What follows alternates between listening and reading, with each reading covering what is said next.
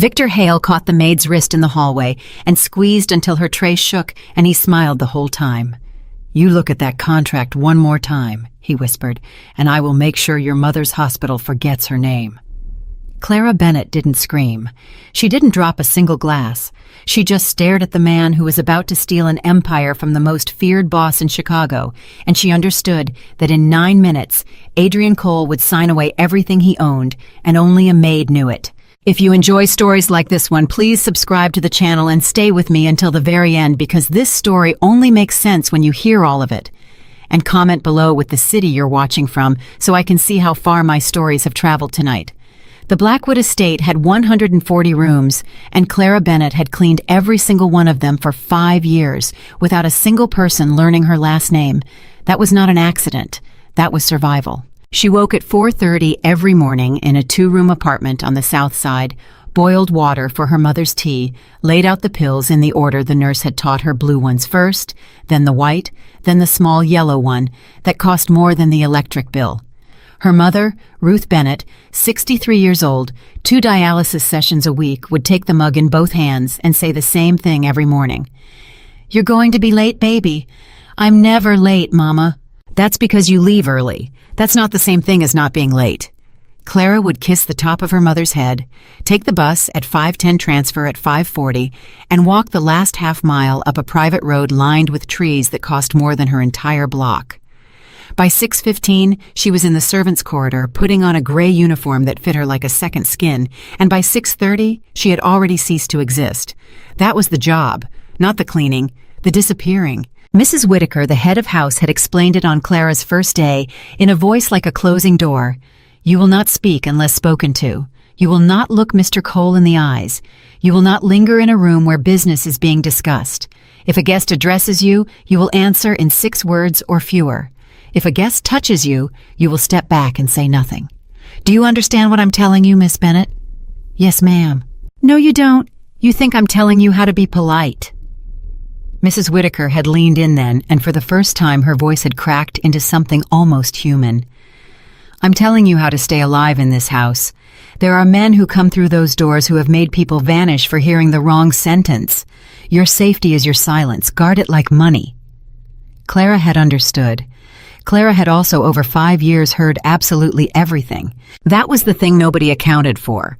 A woman with a rag in her hand is not a person. She is a piece of the furniture that happens to move.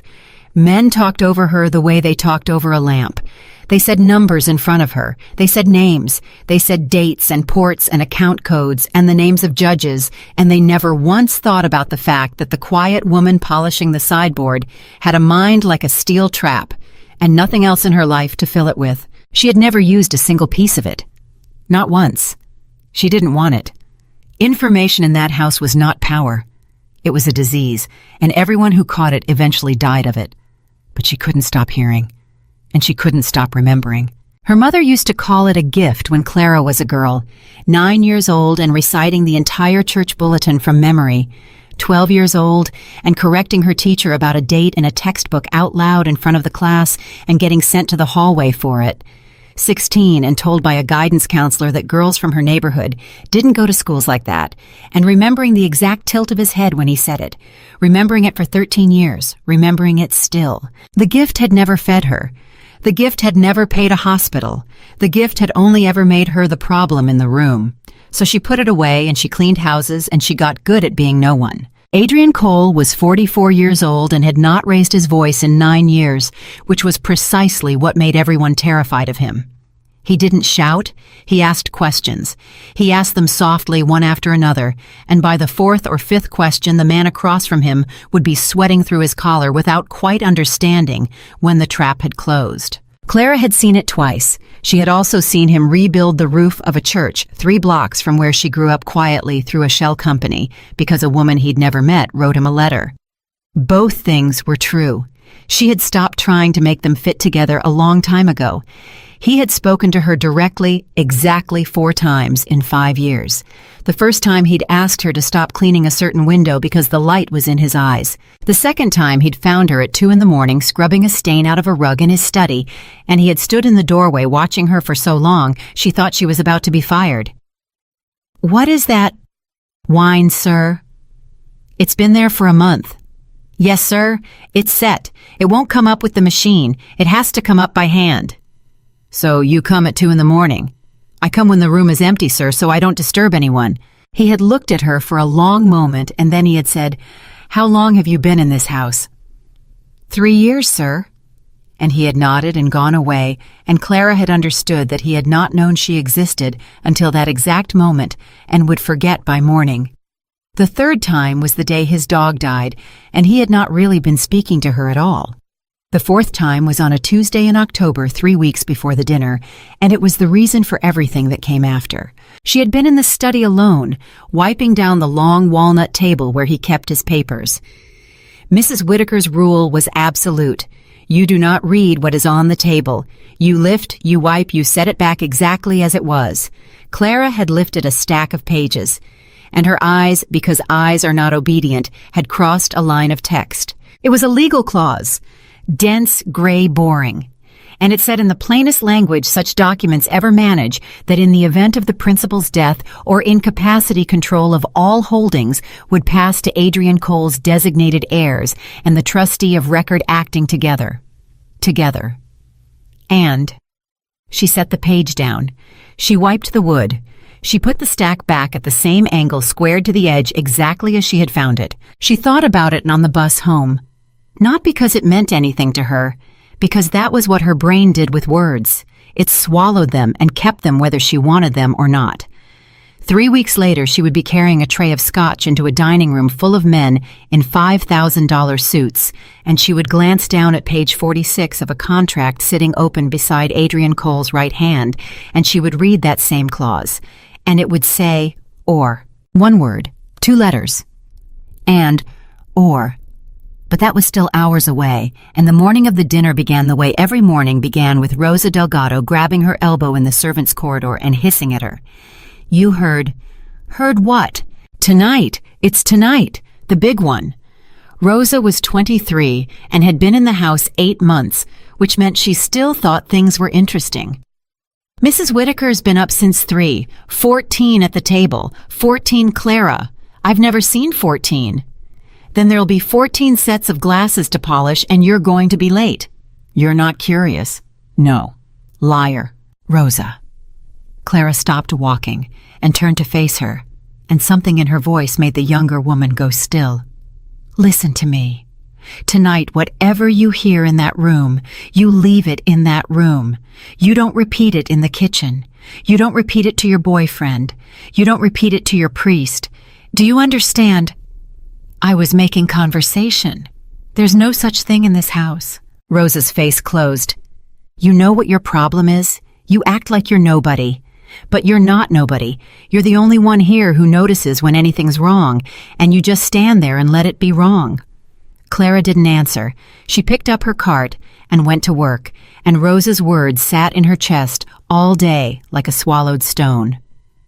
Victor Hale arrived at 4 in the afternoon, 2 hours early, the way he always did, because Victor Hale liked to own a room before anyone else got there. He was 61, silver-haired, handsome in the way that expensive men are handsome, and he had been Adrian Cole's attorney for 26 years. He had held Adrian at his baptism. He had carried Adrian's father's casket. He called Adrian kid in front of men who would have died for the privilege. He handed Clara his coat without looking at her. There's a woman, he said to Mrs. Whitaker on the north stairs, polishing. I want her gone before the guests arrive. Nobody wants to walk past a maid on their way to dinner. It reminds them of things. Of course, Mr. Hale. And the temperature in the dining room, 2 degrees cooler. Cold rooms make people sign faster. He laughed, and Mrs. Whitaker laughed, and Clara stood there holding his coat and thinking about how easily he said it, like a man discussing a recipe. Then he turned and saw her, and his face did something strange. You, he said. Sir? You've been here a while. 5 years, sir. 5 years. He studied her, not the way men usually studied her, which was not at all. He studied her the way a man studies a lock he's not sure he has the key to. Do you know what I do, sweetheart? You're Mr. Cole's attorney, sir. Do you know what an attorney is? A lawyer, sir. No, he smiled. A lawyer argues, an attorney arranges. Anybody can argue. Arranging is an art.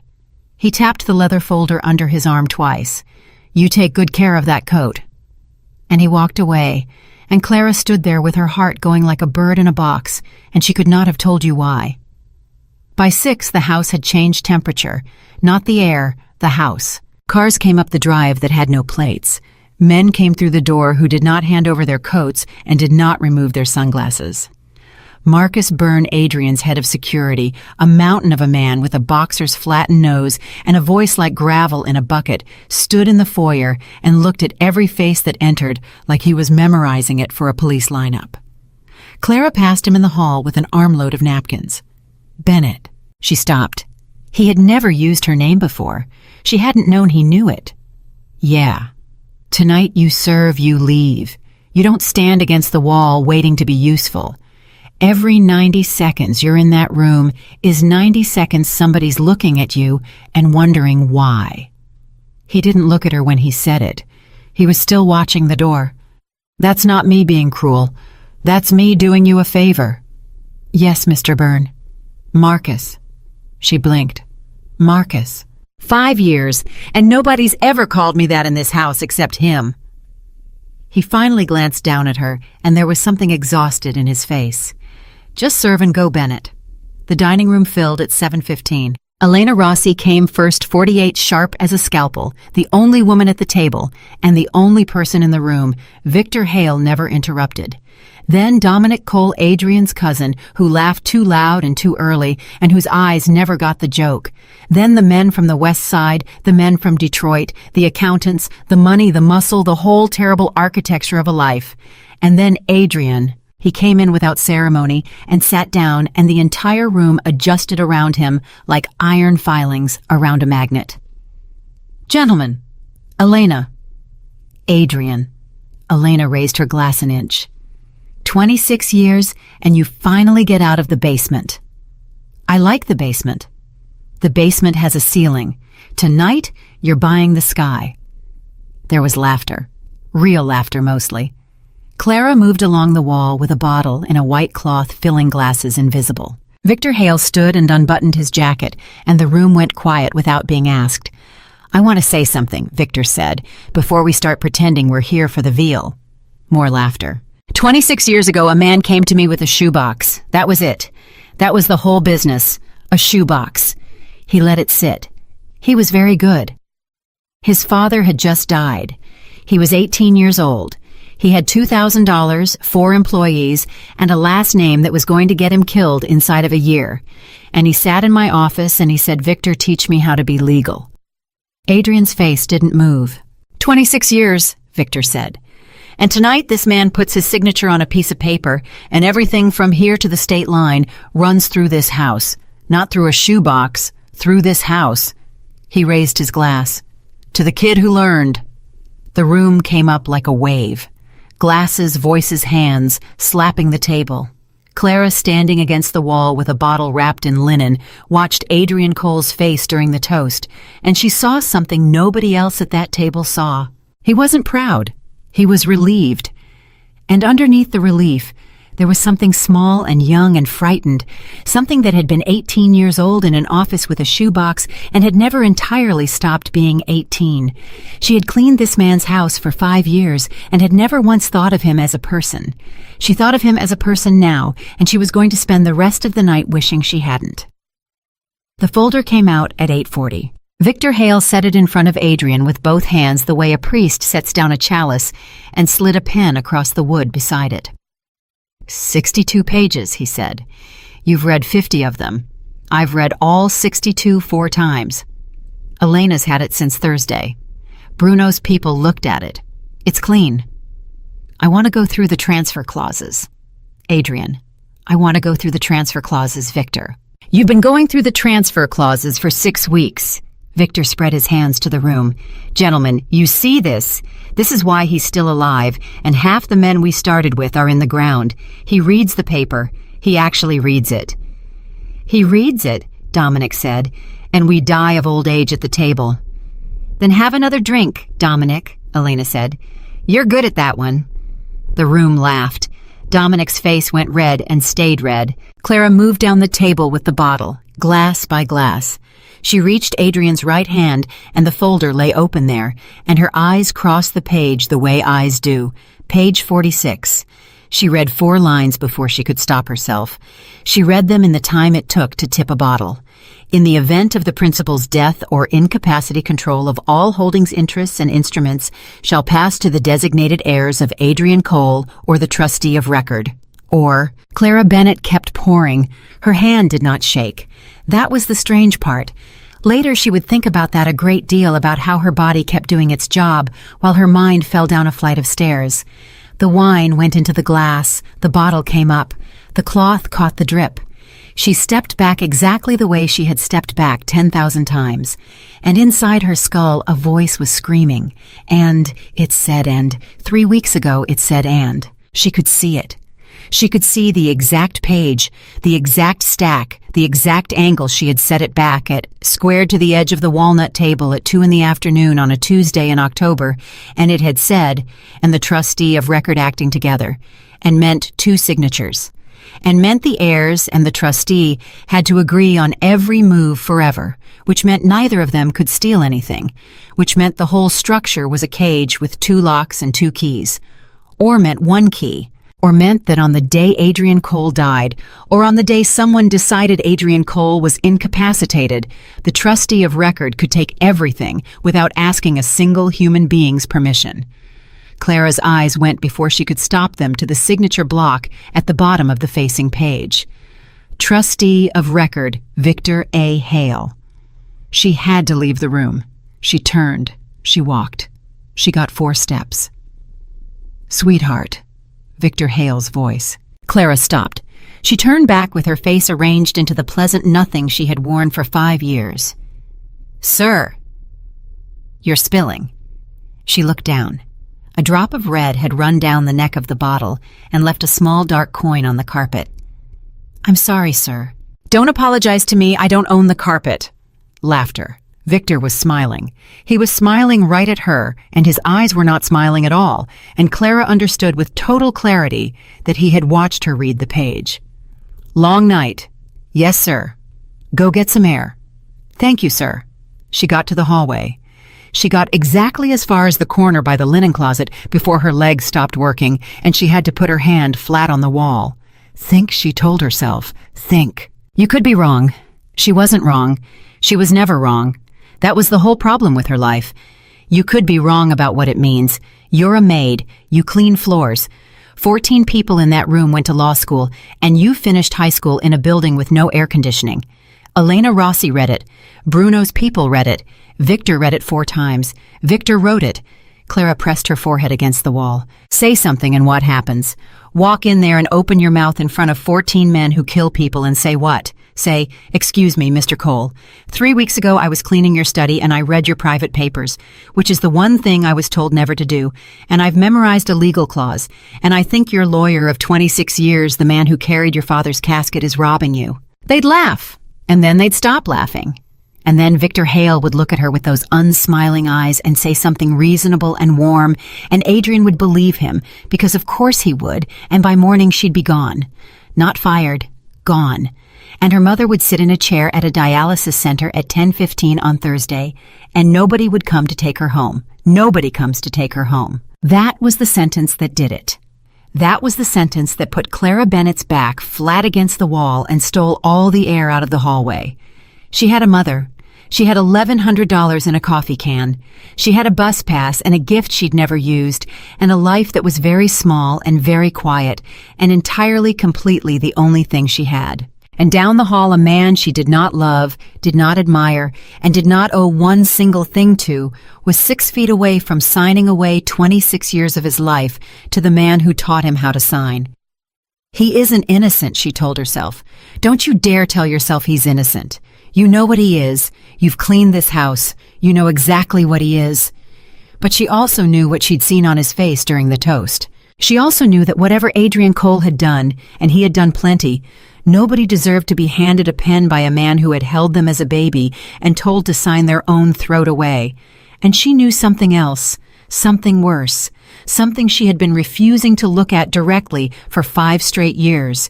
She knew that every single time in her life she had seen something wrong and said nothing, she had told herself it was because speaking would cost too much. And it had always been true. And it had cost her everything anyway. Footsteps.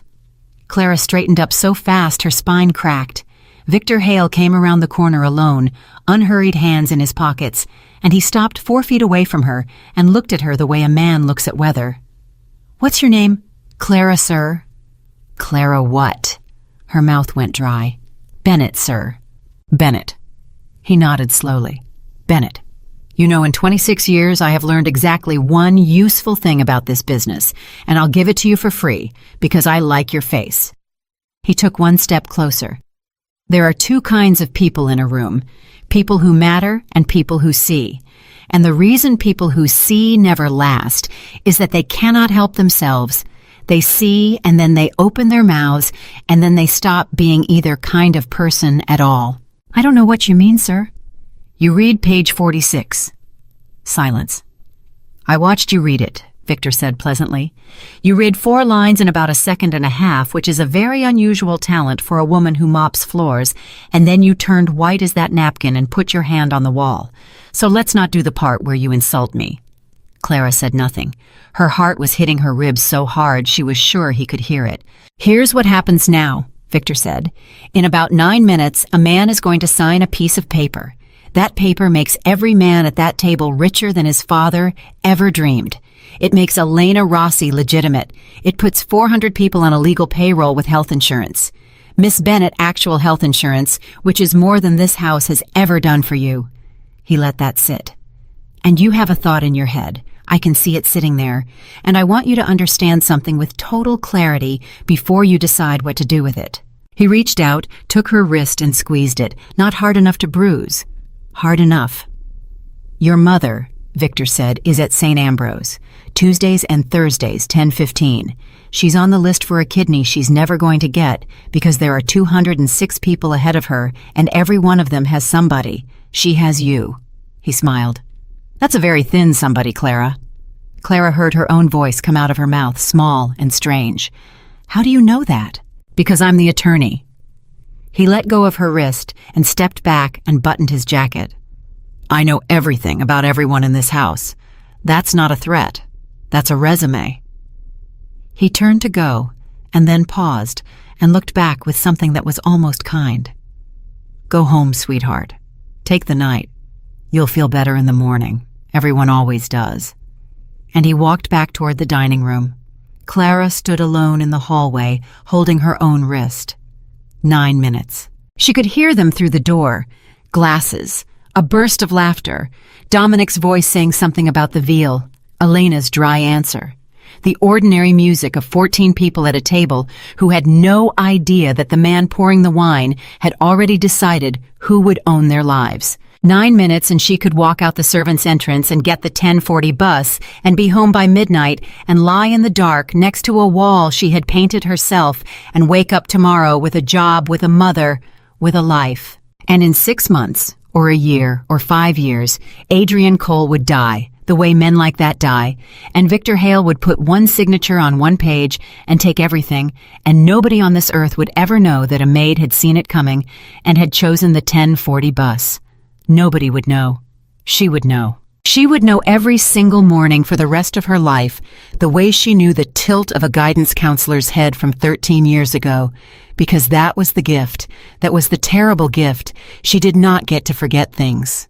Other people got to forget. Clara Bennett got to carry. Her mother's voice from 100 mornings from 1,000. "You're going to be late, baby." "I'm never late, Mama.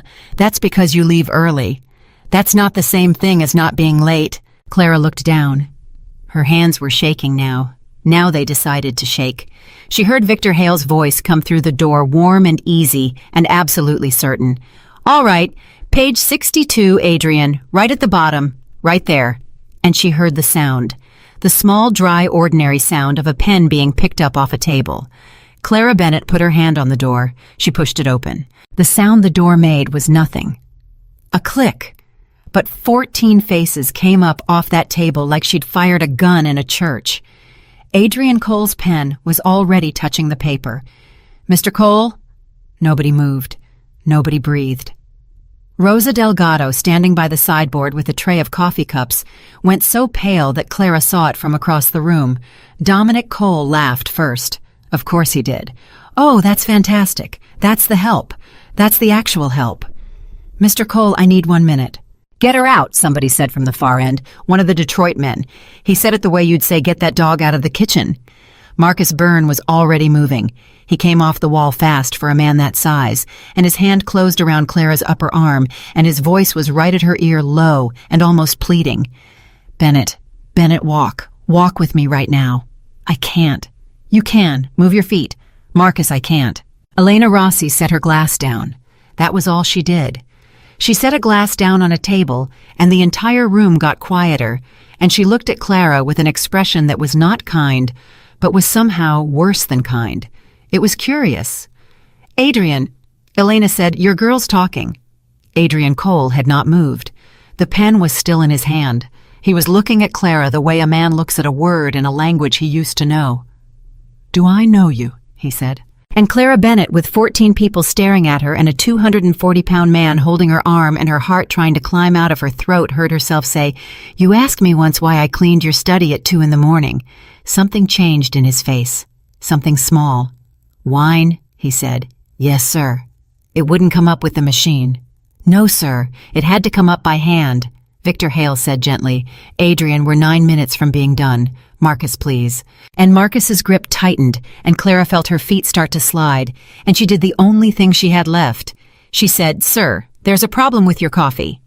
The room stopped. Dominic said, "The what?" "The coffee, sir." Clara's voice came out level. She had no idea how. "The service you asked for. The one from your mother's house. I set it out tonight, and there's a crack in the pot, and I didn't want to serve out of it in front of your guests without asking you first, because I know what it is." Adrian Cole stared at her. There was no coffee service from his mother's house. There never had been. But he had told her once 3 years ago, on the day his dog died standing in a doorway at midnight, talking to nobody, that his mother had owned exactly one beautiful thing in her whole life, and it was a coffee pot, and that when she died, his father sold it for $400. He had said it to the room, not to her. She had been on her knees with a rag, and he had not known she was there. He remembered saying it. She watched him remember. 8:44. Adrian Cole set the pen down on the table. "Everybody eat," he said. "I'll be 5 minutes." Victor Hale's voice changed by about half a degree. "Adrian, 5 minutes, Victor. It's a crack in a pot. Then it'll take 4. Adrian stood, and he buttoned his jacket, and he walked toward the door, and he did not look at Clara as he passed her. Byrne let go of her arm. Marcus let go. Clara followed him out. The hallway was 40 feet long, and it took 900 years. He walked ahead of her, hands in his pockets, past the linen closet, past the corner where her legs had stopped working, and he opened the door to the small library and stood aside and let her walk in first, which no one in that house had ever done for her in 5 years. Then he shut the door and turned around, and every trace of the man from the dining room was gone. "There's no coffee pot." "No, sir. My mother's coffee pot was sold in 1994. "Yes, sir. So you either went through my mother's estate records, which are sealed, or you were in the room when I said it out loud, which was one time at midnight 3 years ago." His voice was not raised. It was worse than raised. "Which was it?" "I was cleaning behind the reading chair, sir. You didn't see me." "I didn't see you." "No, sir." "Nobody sees you." "No, sir." Adrian Cole looked at her for a long, long moment. "You've got 4 minutes, he said. "And I want you to understand something before you use them. If you're about to ask me for money, I will pay you and fire you, and you'll never work in this state again. If you're about to tell me somebody in this house touched you, I will handle it, and you'll be safe, and you'll never work in this state again either, because I can't have you here after. And if you're about to waste my time in front of the 14 most dangerous men in Chicago on the biggest night of my life, I don't think I can help you at all. So choose carefully." Clara's mouth was so dry, she had to swallow twice. 8:46. "Page 46, she said. "Nothing." "Page 46. she said again. Clause 9, subsection C. In the event of the principal's death or incapacity, control of all holdings, interests, and instruments shall pass to the designated heirs of Adrian Cole or the trustee of record. Silence. 3 weeks ago, Clara said. On a Tuesday at approximately 2 in the afternoon, I was wiping down the walnut table in your study. There was a stack of papers on it. I lifted the stack to wipe underneath it, and I saw the top page, and the top page was Clause 9, subsection C, and it said, and. Adrian Cole did not move. It said, shall pass to the designated heirs of Adrian Cole and the trustee of record acting together. Clara's voice cracked, and she hated it, and she kept going. And means 2 signatures, sir. And means nobody moves anything unless everybody agrees, or means 1, or means whoever's left standing takes all of it and doesn't have to ask. She stopped. And the trustee of record is Victor Hale. The room was so quiet she could hear the clock in the hall. Adrian Cole said very quietly, say the clause again. In the event of the principal's death or incapacity, control of all holdings, interests, and instruments shall pass to the designated heirs of Adrian Cole or the trustee of record. Word for word. That is word for word, sir. From a page you looked at for how long? About a second. 3 weeks ago. Yes, sir. And you're telling me you remember a legal clause you read for 1 second 3 weeks ago well enough to tell me a 2-letter word changed? Yes, sir. Why would I believe that? And Clara Bennett, who had spent 5 years making herself smaller than the furniture, said, because on March 11th you told Mr. Byron to move the Kenwood account to the second bank, not the first. And Mr. Byron said the second bank charges more, and you said I don't care what it charges, the first one's got a son-in-law. Because on the 9th of last August, a man came here in a green coat, and you gave him an envelope in the foyer, and you said, this is the last one, Petey, and he cried. Because in January you told Miss Rosie that you don't drink at the table because your father drank at the table. Adrian Cole's face did not change, but something behind it did. And I never repeated one word of any of it, Clara said. Not once, not to anybody, for 5 years. Because Mrs. Whitaker told me on my first day that my silence was the only thing keeping me alive, and she was right, and I have been very, very good at it. 8:48. So then why are you standing here? And that was the question, wasn't it? That was the whole thing. Clara opened her mouth, and what came out was not what she planned. Because I watched your face during the toast. What? During Mr. Hale's toast, about the shoebox. Her hands were shaking. She let them. Everybody at that table was watching a boss. I was watching a man who looked like he was about to cry, and I've been in this house 5 years, and I've never seen you look like anything, and I thought he actually loves that old man. She swallowed. And then 20 minutes later, I read that page, and I understood that the old man has known for probably 2 years exactly what day he's going to take everything you have, and he's been calling you kid the entire time. Nothing. And I've got a mother on dialysis and $1,100 in a coffee can, Clara said. And Mr. Hale stopped me in the hallway 8 minutes ago and told me her hospital and her days and her times and the number of people ahead of her on the list, which is 206, and then he squeezed my wrist and told me to go home and take the night and I'd feel better in the morning. Adrian Cole's head came up about an inch. He what? He said it wasn't a threat. He said it was a resume. And for the first time in 5 years, Clara Bennett watched something come into Adrian Cole's eyes, and it was not anger. Anger would have been fine. Anger would have been a Tuesday. It was grief. It arrived and sat down and made itself at home in about a second and a half, and then it was gone, buried so fast and so completely that she almost believed she'd imagined it. He walked to the door. Sir, stay here. Sir, if you go back in there and open that folder in front of him, he'll know. Adrian stopped with his hand on the knob. He'll know, Clara said, and he'll be ready because he's been ready for 2 years. Sir, he wrote it. Nobody writes a thing like that in a night. He's had a version of that page in a drawer since before I started working here. Adrian Cole turned around slowly. You've been a maid for 5 years. Yes, sir. How do you know how to think like this? And Clara said, because when you're nobody, sir, thinking is the only thing that's free. 8:51. He looked at her for 4 full seconds. Then he said, burn. The door opened instantly, which meant Marcus had been standing on the other side of it the whole time, which meant he had heard every word, and Clara's stomach dropped through the floor. "Boss, where's my copy?" "Which copy?"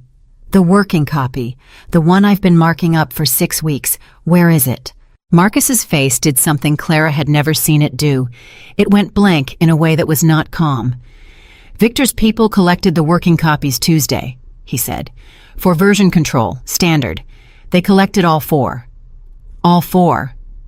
Yours, Elena's, Bruno's, and the office file." Silence. "So there is no copy in this house," Adrian said, "of what page 46 used to say." "Boss, answer the question, Marcus." "No," Marcus said. "There's no copy."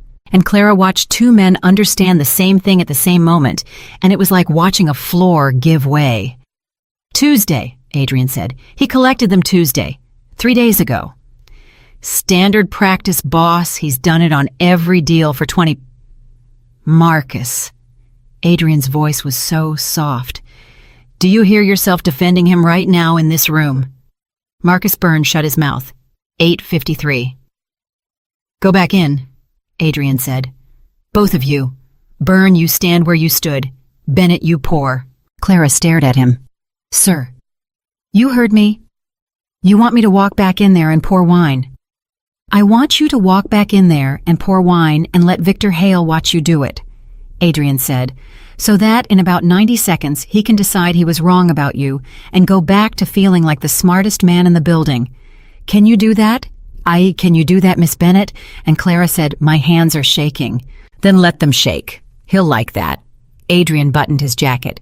"He'll think it means he won." They walked back in at 8:54. The table had gone loud again the way tables do, and Dominic was telling a story with his hands, and the moment Adrian appeared, the room reorganized itself around him like it always did. "There he is," Victor Hale said warmly. "Crisis averted. Is the pot going to live?" "It's cracked." "Tragic." "It's just a pot." Adrian sat down. He reached for the pen. He picked it up. "Where were we?" 62. 62, bottom right." Clara went to the sideboard, picked up the bottle, and started down the table. Her hands were shaking so badly the linen rattled against the glass. She felt Victor Hale watching her. She made herself not look, and then she heard him make a small sound, half a laugh, a little exhale through the nose, the sound a man makes when a thing he was mildly worried about turns out to be nothing at all. Clara poured and did not look up and hated him with a purity that surprised her. "All right," Adrian said. He put the pen to the paper, and then he stopped. "Actually, Victor, do me a favor." "Anything, kid. Read me page 46. The air went out of the room. Nobody understood why. That was the thing. Nobody at that table knew what page 46 said, so nobody knew why the temperature had just dropped 20 degrees. They only knew that Adrian Cole had said a number and that Victor Hale had not answered for 1 second too long. 1 second. Clara counted it. 46, Victor said. 46. Adrian 46 is boilerplate. It's the succession language. It's the same language that's been in every document you've signed since 2009. Then it'll be quick. We've got 14 people here. We've got 14 people here who've got nowhere better to be. Read it. And Victor Hale smiled and turned pages, and Clara watched the most frightening thing she had ever seen in her life, which was a man deciding in real time, in front of a room, exactly how to lie. In the event of the principal's death or incapacity, Victor read, control of all holdings, interests, and instruments shall pass to the designated heirs of Adrian Cole and the trustee of Record Acting together. He looked up. Same as it's always been. Clara felt the floor tilt. He'd read it right. He'd read the and. He'd sat there and read words that were not on the page in front of him, and he'd done it so smoothly, so warmly, without a flicker, that Clara herself almost believed she'd made the whole thing up. Elena Rossi said, Are we seriously doing a reading, Adrian? It's boilerplate. I read it Thursday. It says and. You read it Thursday. I read all 62 pages Thursday. It says and. And there it was. Because Elena Rossi had read the version from Thursday, and the version on that table had been printed Friday. Clara's hands had stopped shaking. She noticed that distantly, like a fact about somebody else. Slide it here, Adrian said. Adrian, slide it here, Victor. Victor Hale did not move. 26 years and he did not move, and every man at that table saw it, and the room went so quiet that Clara could hear the ice settling in Dominic's glass. Then Victor laughed and slid the folder down the table, and the laugh was perfect, and it was the exact moment Clara understood that this man had never once in his life been caught at anything. Adrian turned to page 46. He read it. He read it for a very long time. Then he said, Elena, come look at this. Adrian, I'm not going to... Elena, please. And something in the please got her out of her chair. She came around the table and leaned over his shoulder and read, and Clara watched Elena Rossi's face and saw the exact instant it happened. A woman who had spent 30 years learning not to react reacting. She said one word. She said it very quietly. Or. 9:01. Dominic said, or what? Nobody answered him. Or what's or, somebody tell me what's happening. Sit down, Dominic, Elena said. I am sitting down. Then sit down harder. Victor Hale leaned back in his chair and folded his hands across his stomach, and he looked, Clara thought, almost relaxed, almost relieved, like a man who'd been holding his breath at the bottom of a pool for 2 years and had finally come up. Well, he said. 26 years, Adrian said. Adrian, 26 years, Victor. You carried my father. I carried your father because your father was too cheap to hire pallbearers. Victor said it lightly, conversationally, and somehow that was worse than shouting. 6 of us, in the rain, and your father's estate paid me nothing because your father's estate was a shoebox and $11,000 in debt, and you know what I did, kid? I ate it. I ate the debt, and I ate the funeral, and I ate 6 years of your education, and I did it because I thought at the end of it there'd be a chair at the table. You have a chair at the table. I have a chair at your table. Victor, 26 years, and I have never once had a vote. Victor's voice was still perfectly pleasant. Not one. I built the thing.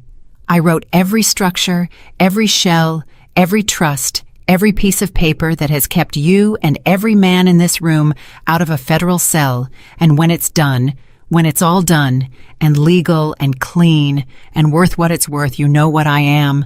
I'm counsel. I'm a line item. I'm the guy who gets a thank you at the toast. So you were going to wait for me to die. I wasn't going to wait for anything, Victor said. Incapacity, Adrian. Read the word. Death or incapacity. Death was never the plan. Death is slow. And the room came apart. Chairs went back. Somebody's glass hit the floor. 2 of the Detroit men were on their feet, and Marcus Byrne had crossed half the room, and Dominic was shouting something, and Elena Rossi was saying Adrian's name over and over in a voice Clara had never heard from her. And Adrian Cole did not move. He sat in his chair with his hands flat on the table, and he looked at Victor Hale, and he did not move a single muscle, and that stillness was the loudest thing in the room. Marcus, he said. Marcus stopped. Nobody touches him. Boss, nobody touches him. Adrian's voice never rose. He's got something. Look at him. Look at his face. He's sitting there with his hands folded in a room full of men who want him dead, and he's not sweating. 26 years. I've watched this man run a room, and he's not sweating. He turned back to Victor. What have you got? And Victor Hale smiled and said, You're smarter than they say, kid. 9:04. There are 11 envelopes, Victor said, with 11 different people, lawyers mostly. 2 aren't. If I don't make 11 phone calls between now and 8 o'clock tomorrow morning, all 11 of those envelopes go where they go. Some go to the bureau, 1 goes to a newspaper, 2 go to families. He let it sit. You know which families, Adrian? Nobody breathed. So here's the arrangement, Victor said. You sign. Everything I told you is still true. 400 people get health insurance. Everybody at this table gets richer than their fathers. Elena gets legitimate, and I get the trusteeship, which frankly I earned.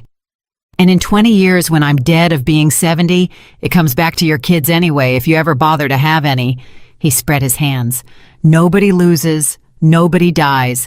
You just have to sit there and be a little less than you thought you were, which incidentally is what I've been doing since 1999. And Adrian Cole said no. Adrian, no. Think about it for 10 seconds. I've thought about it. Adrian stood up. Because here's the part you got wrong, Victor. You spent 26 years telling yourself the only thing I ever gave you was a thank you at a toast. And you're right. That's all I ever gave you. And I'm going to have to live with that for however long I've got left. He picked up the pen. He looked at it. He set it back down. But you spent 26 years in this house, and you never learned the one thing that actually matters. And what's that? That there's always somebody in the room you didn't count. And Adrian Cole looked at Clara Bennett. And so did every other person at that table. 9:06. Victor Hale turned his head slowly and looked at her, and the pleasantness fell off his face like a sheet off a statue. Her, he said. Her. The maid. Her name is Clara Bennett, Adrian said, and you told her that her mother's hospital was a resume, and that's the only reason you're going to lose. Victor Hale started laughing. It went on too long. It went on until it wasn't laughing. You're going to burn this down, he said, over a girl with a mop.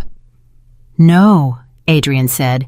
I'm going to burn it down because you told me death was slow. He turned to the room. Everybody out. Everybody except Elena Marcus and Miss Bennett. Dominic, take our guests to the West Room and pour them something old and expensive and apologize on my behalf. Adrian, what the hell is... Dominic, now. They went.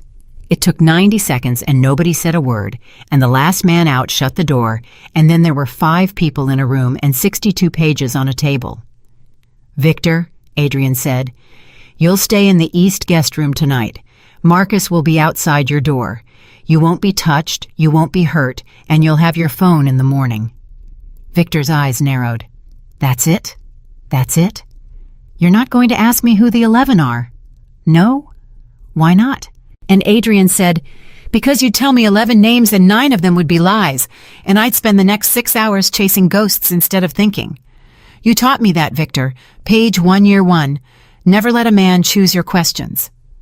Something moved across Victor Hale's face then, and Clara would think about it for a long time afterward because it looked like pride. Marcus, Adrian said. Marcus took Victor's elbow. Victor stood unhurried and buttoned his jacket, and on his way past Clara he stopped. 10:15, he said quietly. Tuesdays and Thursdays. Marcus, Adrian said, and Marcus took him out. 9:11. Clara Bennett stood in a dining room with a bottle of wine in her hand and 2 of the most powerful people in Chicago, and she suddenly could not remember how to stand. Elena Rossi said, sit down before you fall down. I'm not allowed to sit in this room. Honey, in the last 20 minutes you've rewritten who's allowed to do what in this entire house. Sit down. Clara sat. Elena poured wine into a clean glass and pushed it across the table, and Clara looked at it and did not touch it. You don't drink. I'm working. Elena Rossi laughed out loud once and shook her head. Adrian, she's still working. I noticed. 5 minutes ago, she destroyed a $50 million deal in front of the Detroit table, and she's worried about the wine service. Elena leaned back. Where'd you find her? I didn't, Adrian said. That's the point. 9:13. He sat down across from Clara. He did not look like a boss anymore. He looked like a man who had been hit in the chest by a car and was politely waiting to find out how bad it was. Miss Bennett. Sir, I need to ask you some questions, and I need you to understand that I'm not accusing you. Do you understand the difference? No, sir, not really. That's fair. He almost smiled. First question, how many people knew you read that page in my study 3 weeks ago? Nobody. You didn't mention it to anyone, not another maid, not your mother. Sir, I've never told my mother where I work. Adrian's head came up. What? She thinks I clean at a hotel downtown, Clara said. 5 years. She thinks I clean at a hotel. Elena set her glass down. Why? Adrian said. Because she reads the papers, Clara said, and she knows your name, and if she knew where I went every morning, she'd have a stroke on the kitchen floor, and I'd have nobody left. Nobody said anything for a moment. Second question, Adrian said, and his voice had gone strange. Victor knew her hospital, her days, her times, her position on the transplant list. How, he said he's the attorney. That's not an answer, that's a brand. Adrian looked at Elena. 206 people ahead of her on a list. That's not public. That's not even close to public. That's a UNOS number, Elena, that's inside a hospital system. So he's got somebody at St. Ambrose, Elena said. He's got somebody at St. Ambrose. Adrian's jaw moved, which means he wasn't looking her up tonight. You don't get a UNOS number in 20 minutes.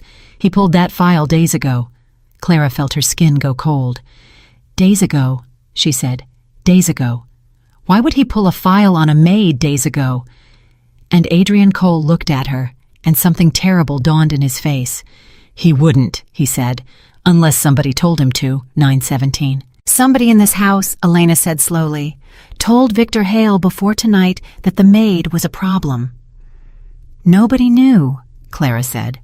Nobody knew. I never told anybody. I never... And then she stopped, because that wasn't true. Rosa Delgado that morning in the servants' corridor, grabbing her elbow. You're not curious. And Clara had said no. And Rosa had said, you know what your problem is. You act like you're nobody. But you're not nobody. You're the only one here who notices when anything's wrong. Clara's stomach turned over. What? Adrian said. What just happened on your face?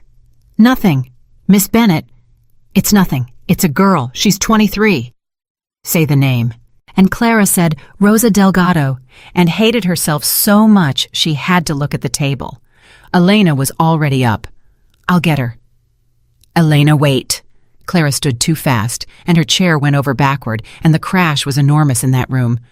Wait, please. She's a kid. She talks. That's all she does. She talks to everybody. She doesn't mean anything by it. Which is exactly how it works, Elena said, not unkindly, and went out. Clara turned to Adrian. Sir, if she gets hurt because of me? Nobody's getting hurt. You don't know that. I do, actually, Adrian said, because I'm the one who decides. And Clara looked at him and said before she could stop herself, That's not comforting, sir. That's the opposite of comforting. And Adrian Cole, for the first time in 5 years, laughed. It was short and rough, and it clearly surprised him more than it surprised her. No, he said.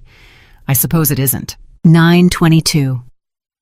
Elena brought Rosa in, and Rosa was crying before she got through the door, which told Clara everything.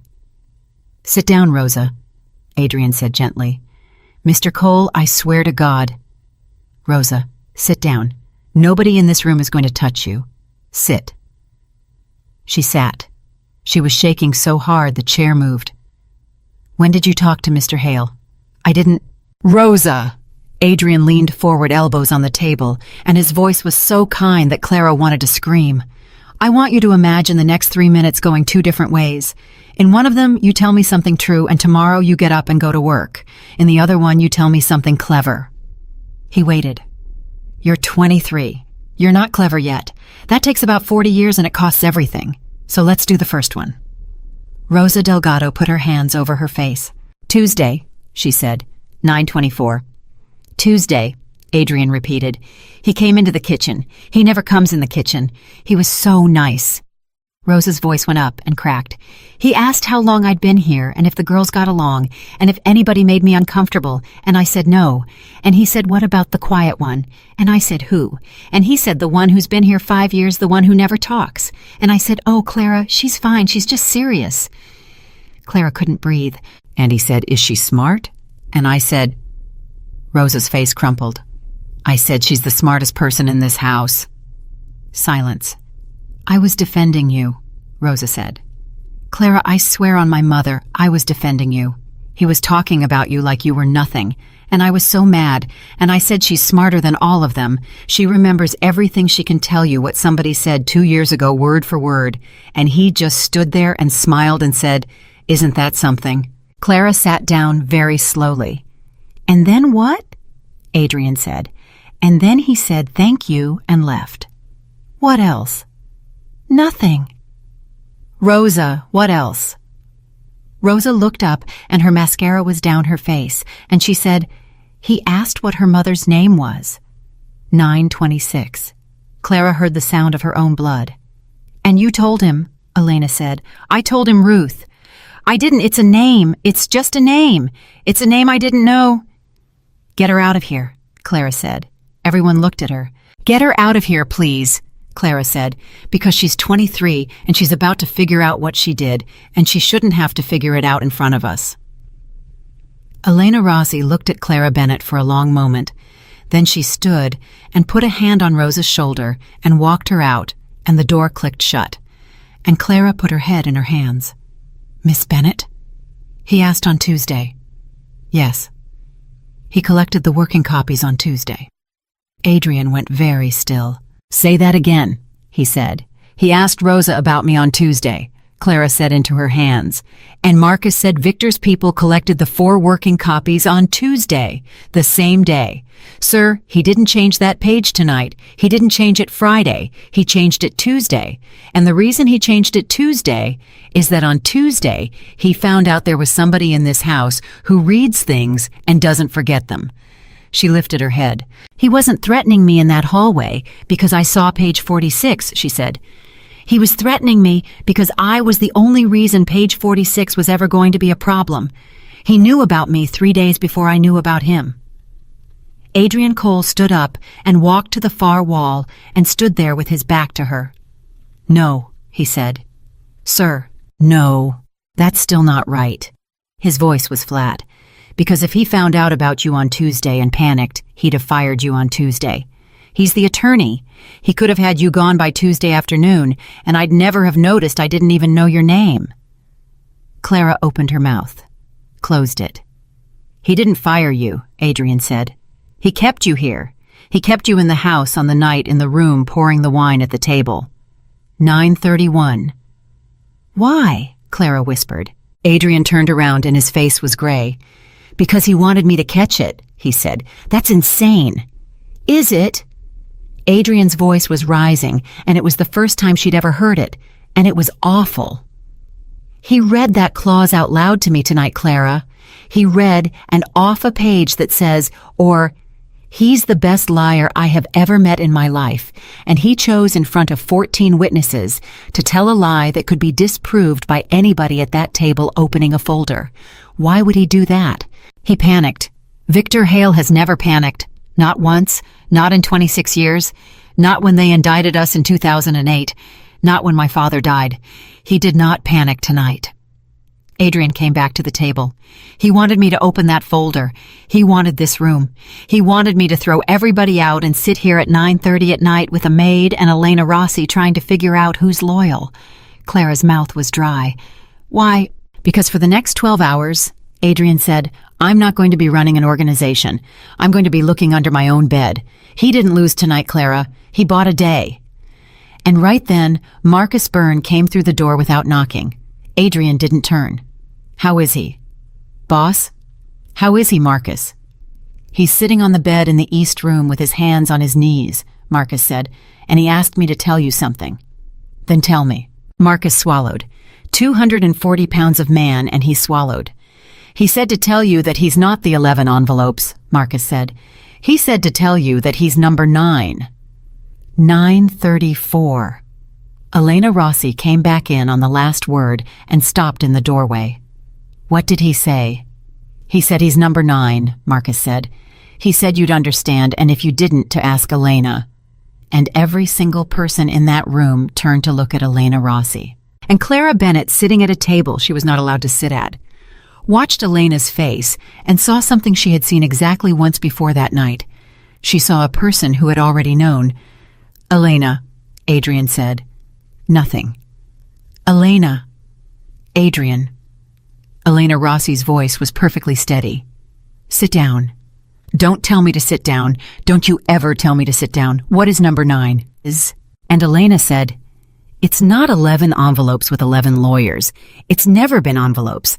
It's 11 people. 11 people who each hold one piece, and none of them know what the other 10 are holding. And if any one of them stops hearing from Victor, they open their piece and they act on it, and the pieces only make sense together." She looked at him. "It's a structure. He built it. He built it the same year he built everything else, and the whole point of it was that if anyone ever came for you, they'd have to come for 11 people at once, and nobody can do that." "That's a defense," Adrian said slowly. "It was a defense. He built me a defense. He built you a defense in 2009, and he never told you," Elena said, "because you'd have said no. He told me because somebody had to know. And every year for 17 years, I watched him keep it alive. And every year I thought that's the most loyal man I've ever met. And tonight, I found out that 17 years ago, he built the gun and then just quietly waited to see which direction he'd want to point it. 9:37. Adrian Cole put both hands on the back of a chair and leaned on it. You knew, he said, about the structure, not about the page. You knew for 17 years and you didn't tell me. Yes, Elena. And I'd do it again, she said. Because in 2009 you were 31 and you were angry and you'd have burned it down to prove you didn't need protecting. And you'd be dead now, Adrian. You would be dead now, and I would rather be a liar than a mourner. And nobody said anything for a long time. Clara sat very still and thought, this is what it looks like. This is what a house looks like when it's been standing on nothing for 17 years and someone finally checks. Number 9, Adrian said finally. He said he's number 9. What's 9? Elena didn't answer. Elena, what's number 9? And Elena Rossi said, I don't know. You just told me you knew. I know the structure exists. I know it's 11. I know they're compartmented. Her voice finally moved. Finally, for the first time, it moved. Adrian, I don't know what any of them are. That's the entire design. He said he's number 9 because he wants you to know that one of the 11 pieces is him. And I've spent 17 years assuming the 11 pieces were insurance against your enemies. And now I'm sitting in a room at 9:40 at night, Elena said, realizing I never once asked him what the other 10 were. 9:40. And that was when Clara Bennett heard her own voice say quietly, Sir. Nobody heard her. Sir. Adrian turned. He didn't say it to you, Clara said. What? He didn't say it to you. He said it to Mr. Byrne. She was looking at the table. She was thinking so hard her ears were ringing. He sat on a bed with a man outside his door, and he said, Tell Adrian, I'm number 9. Tell him to ask Elena. He knew that message would get to you through Mr. Byrne. He chose that. So, sir, why would a man who's been compartmenting information for 17 years hand you a piece of it for free? Silence. He wouldn't, Clara said, unless it isn't information, unless it's a question. Adrian said very carefully, What kind of question? And Clara Bennett looked up. The kind you ask when you want to find out who in the room already knew the answer, she said. Sir, he just made every person in this house watch Miss Rossi's face.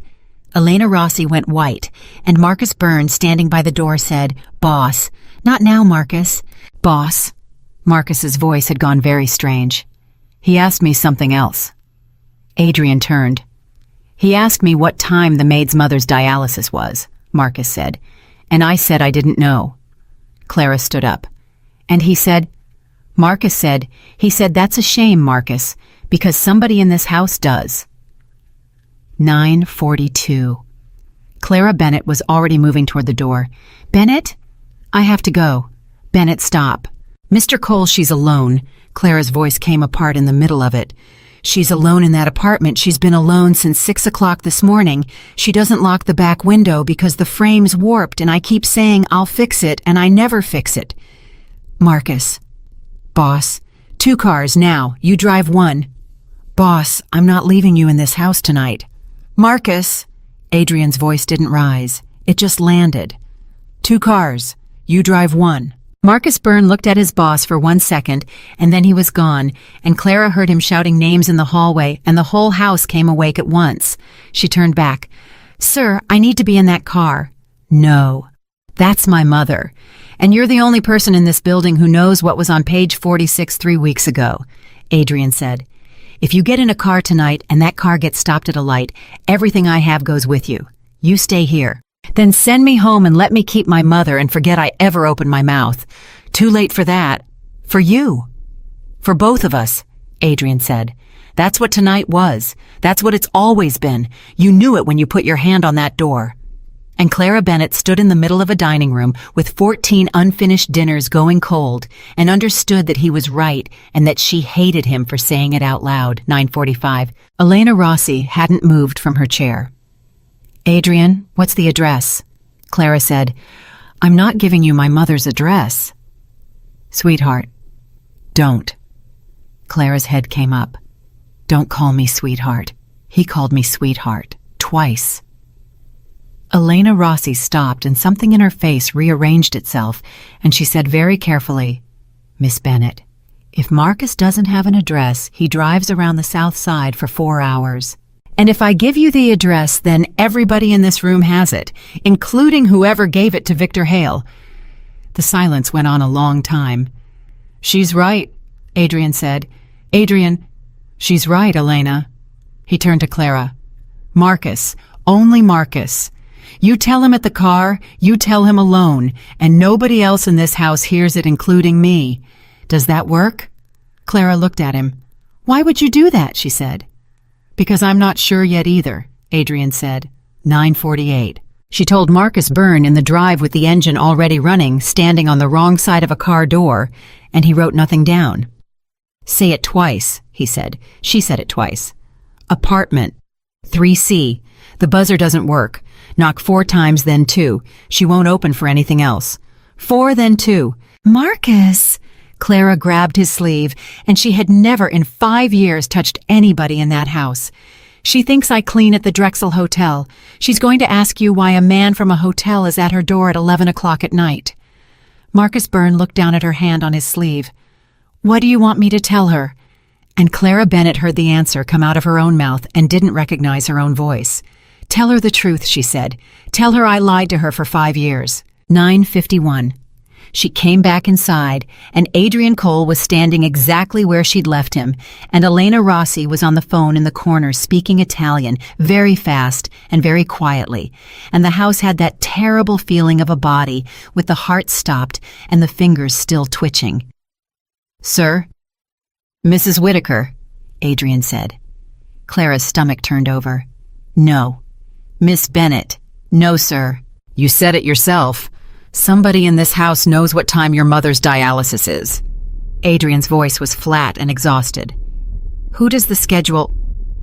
Clara didn't answer. Who does the schedule, Clara? She's been here 31 years. So had he. And that shut her up, and Clara hated it, and she stood there hating it, while Adrian Cole picked up the house phone and said 4 words into it and hung up. 9:54. Mrs. Whitaker came in with her hands folded in front of her and her back straight, and she was 68 years old, and she looked exactly the way she had looked on the morning she told Clara that silence was the only thing keeping her alive. Mr. Cole. Sit down, Mrs. Whitaker. I'd prefer to stand, sir. I'd prefer you sat. Then I'll sit. She sat. She looked at Clara for exactly 1 second, and there was nothing in it at all. I understand there's been an incident. Do you? Adrian said. The Detroit gentlemen are drinking your father's scotch in the West Room, and Mr. Hale is upstairs with a man outside the door. I've run this house for 31 years, sir. I can read a room. Then read this one. I'd rather you told me. Adrian sat down across from her. 2 questions. First one. Do you know where Miss Bennett's mother receives medical treatment? And Mrs. Whitaker said without a flicker, St. Ambrose, Tuesdays and Thursdays, 10:15 in the morning. Clara's knees went. 9:56. How? Adrian said. Because she asked me for it. Mrs. Whitaker's voice didn't move. 3 years ago, she came to me and she asked to work Sundays instead of Tuesdays and Thursdays, and she wouldn't say why, and I told her no, and she said fine, and she took the Tuesdays and the Thursdays, and she never asked again. So I looked. You looked. I run a house of 19 staff in a building where men are sometimes shot, Mr. Cole. Yes, I looked. I look at all of them. It's in a file in my office in a locked drawer, and I have the only key, and if you'd like to fire me for it, I understand completely, and I'd do it again tomorrow. Who else has seen that file? Nobody. Mrs. Whitaker? Nobody, sir. And Adrian said quietly, Victor Hale told Miss Bennett tonight that her mother is number 206 on a transplant list. Mrs. Whitaker's face changed. It was the first time in 5 years Clara had ever seen it happen, and it was like watching a wall crack. That's not in my file, she said. I know. That's not in my file, Mr. Cole. My file says Ruth Bennett St. Ambrose Tuesdays and Thursdays. It does not say anything about a list. I didn't know there was a list. her hands folded on the table, had gone white at the knuckles. I didn't know she was that sick. And she turned and looked at Clara, and Clara looked at the floor. 9:58. "Second question," Adrian said. "Ask it. Did you ever give Victor Hale anything about my staff?" "Every year." The room stopped. "Every year." Mrs. Whitaker said, "Since 1999, Mr. Hale's office has requested the household employment records for legal review. Names, dates of hire addresses, references, immigration status where relevant. It's a liability requirement. He explained it to me himself. It's why nobody's ever been able to sue this house."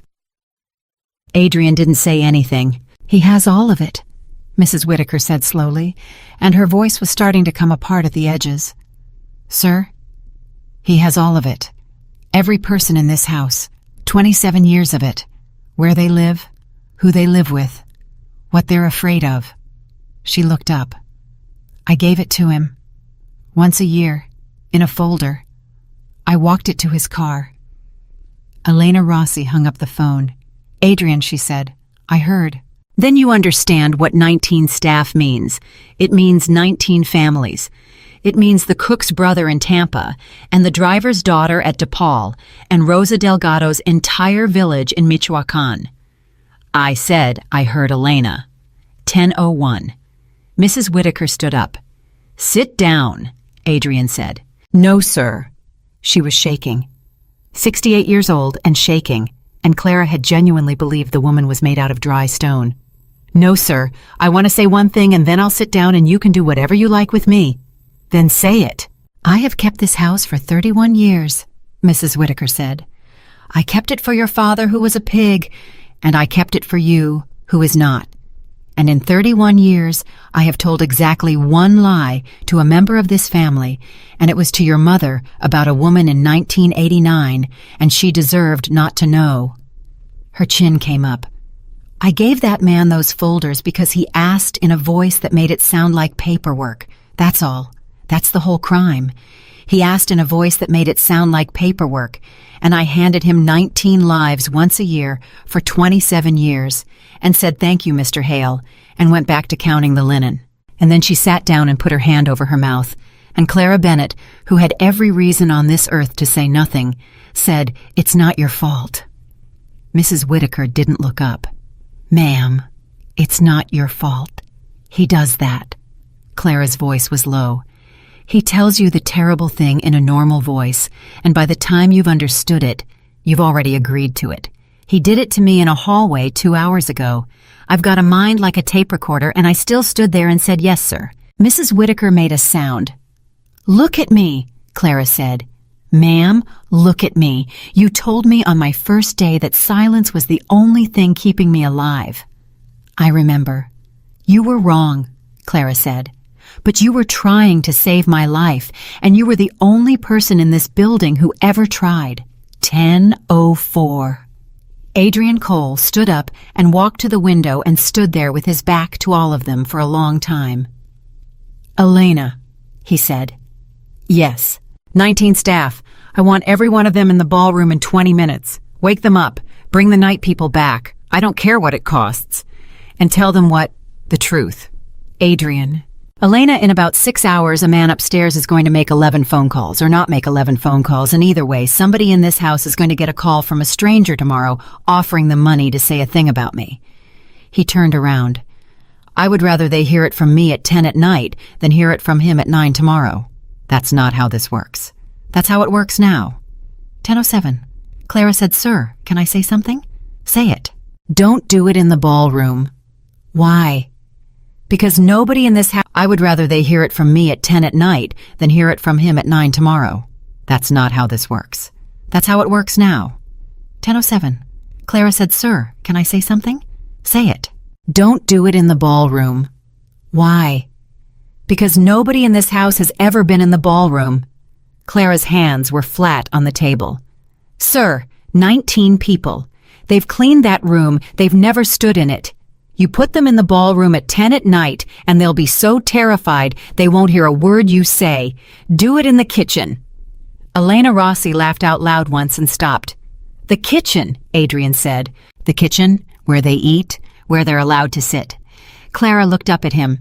You want them to believe you? Then talk to them somewhere they're not scared of the furniture. Adrian Cole looked at her for a very long moment. Elena, he said. Kitchen. 10:20. 19 people in a kitchen at 10:20 at night, most of them in coats over pajamas. One man with a hairnet still on, all of them standing along the walls because not one of them would sit. Adrian Cole stood in the middle and told them. All of it. The page, the word, the folders, the 27 years of once a year in a car. Nobody said anything. Then the cook, a 60-year-old man named Aldo, who had worked there since before Adrian was in charge, said, My brother. Yes. My brother in Tampa. He has a restaurant. He has nothing to do with any of this. I know. He has nothing to do with any of this, Mr. Cole. He makes sandwiches. I know Aldo. And Aldo said, Then why is his address in a folder in that man's car?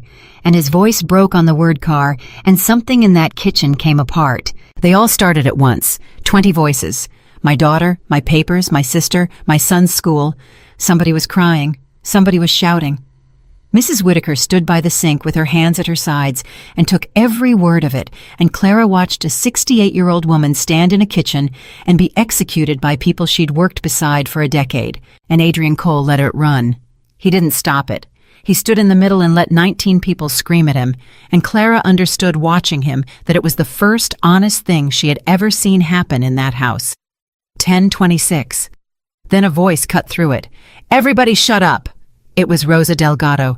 Her face was still swollen from crying, and her mascara was still down it, and she was 23 years old, and she was standing on a chair. Everybody shut up, Rosa said. You want to yell at somebody, yell at me. He asked me about Clara on Tuesday, and I told him everything he wanted to know in about 40 seconds, and I thought I was being nice. The kitchen went silent. That's what he does, Rosa said. He asks nice. So if you're all standing here thinking, well, I would never, I'm telling you right now, yes, you would. I did. And I'm the youngest person in this room, and I'm the only one who's admitted it out loud. Nobody moved. And then Aldo the cook said quietly, he asked me about my brother's restaurant 2 years ago. He said he wanted to eat there. And a driver in the back said, he asked me about my daughter's tuition. And a girl by the door said, he gave me $400 at Christmas. 10:29. Adrian Cole said, every one of you is on the payroll until this is over, whether you come to work or not. Anybody who wants to leave tonight, Elena will hand you an envelope at the door, and there's no hard feelings and no follow-up. And I mean that in a way I have never met anything in my life. Anybody who stays, stays, knowing exactly what I just told you. Nobody moved. I'm serious, Adrian said. The door's open. Aldo, take your brother off the board. Go. And Aldo the cook said, who's going to cook? And that was it. That was the whole thing. 19 people, and not one of them went out the door, and Clara Bennett stood in the corner of a kitchen and cried for the first time in 11 years, and was so ashamed of it that she turned around and faced the pantry. 10:34. Marcus Byrne called it 10:34. Adrian put it on speaker on the counter, and 19 people leaned in. Boss. Go. I got her. Clara made a noise. She's in the car. She's fine. She's yelling at me. A pause. She's yelling at me a lot, boss. Marcus, Clara said. Let me, Maid Bennett. Listen to me first. Marcus's voice changed. There was a man in the stairwell. The kitchen went dead. He wasn't doing anything, Marcus said. That's the thing. He was just sitting on the stairs between 2 and 3 with his phone. Didn't run, didn't reach, looked right at me. And when I came back down with your mother, he said evening and stood up and walked out the front door like a guy going to work. Who was he? Adrian said. I don't know. Marcus. Boss, I've been doing this for 19 years, and I don't know, Marcus said. And that's what I'm telling you. He wasn't muscle. He wasn't a shooter. He was a guy in a windbreaker sitting on a stair, and he wanted me to see him, and he said evening. 10:36. Adrian's hand had gone flat on the counter. He wanted you to see him. Yeah. Was he there before you got there, or did he come after? That's the part I don't like, Marcus said. The neighbor lady across the hall says he's been on that stair since about 6. Clara said 6. 6 o'clock, tonight. 4 hours before anything happened. Bennett, he was in your building 4 hours before you opened that door. And Clara Bennett heard herself say, "That's not possible," and heard how stupid it sounded and stopped. "It's possible," Adrian said quietly. "It's possible if he never thought you were going to stay quiet." 10:38. "Put her on," Clara said. "Bennett, Marcus, put my mother on the phone." There was a rustle, and then a voice Clara had heard every single morning of her life said, "Clara Louise Bennett." The whole kitchen was listening. Clara didn't care. "Mama! There is a man the size of a refrigerator in my kitchen, and another one in my hallway, and this one here says he works for a man named Cole." A pause. Clara could hear her mother breathing that particular thin breathing. "Baby, tell me he's lying." "He's not lying." Silence. 5 years.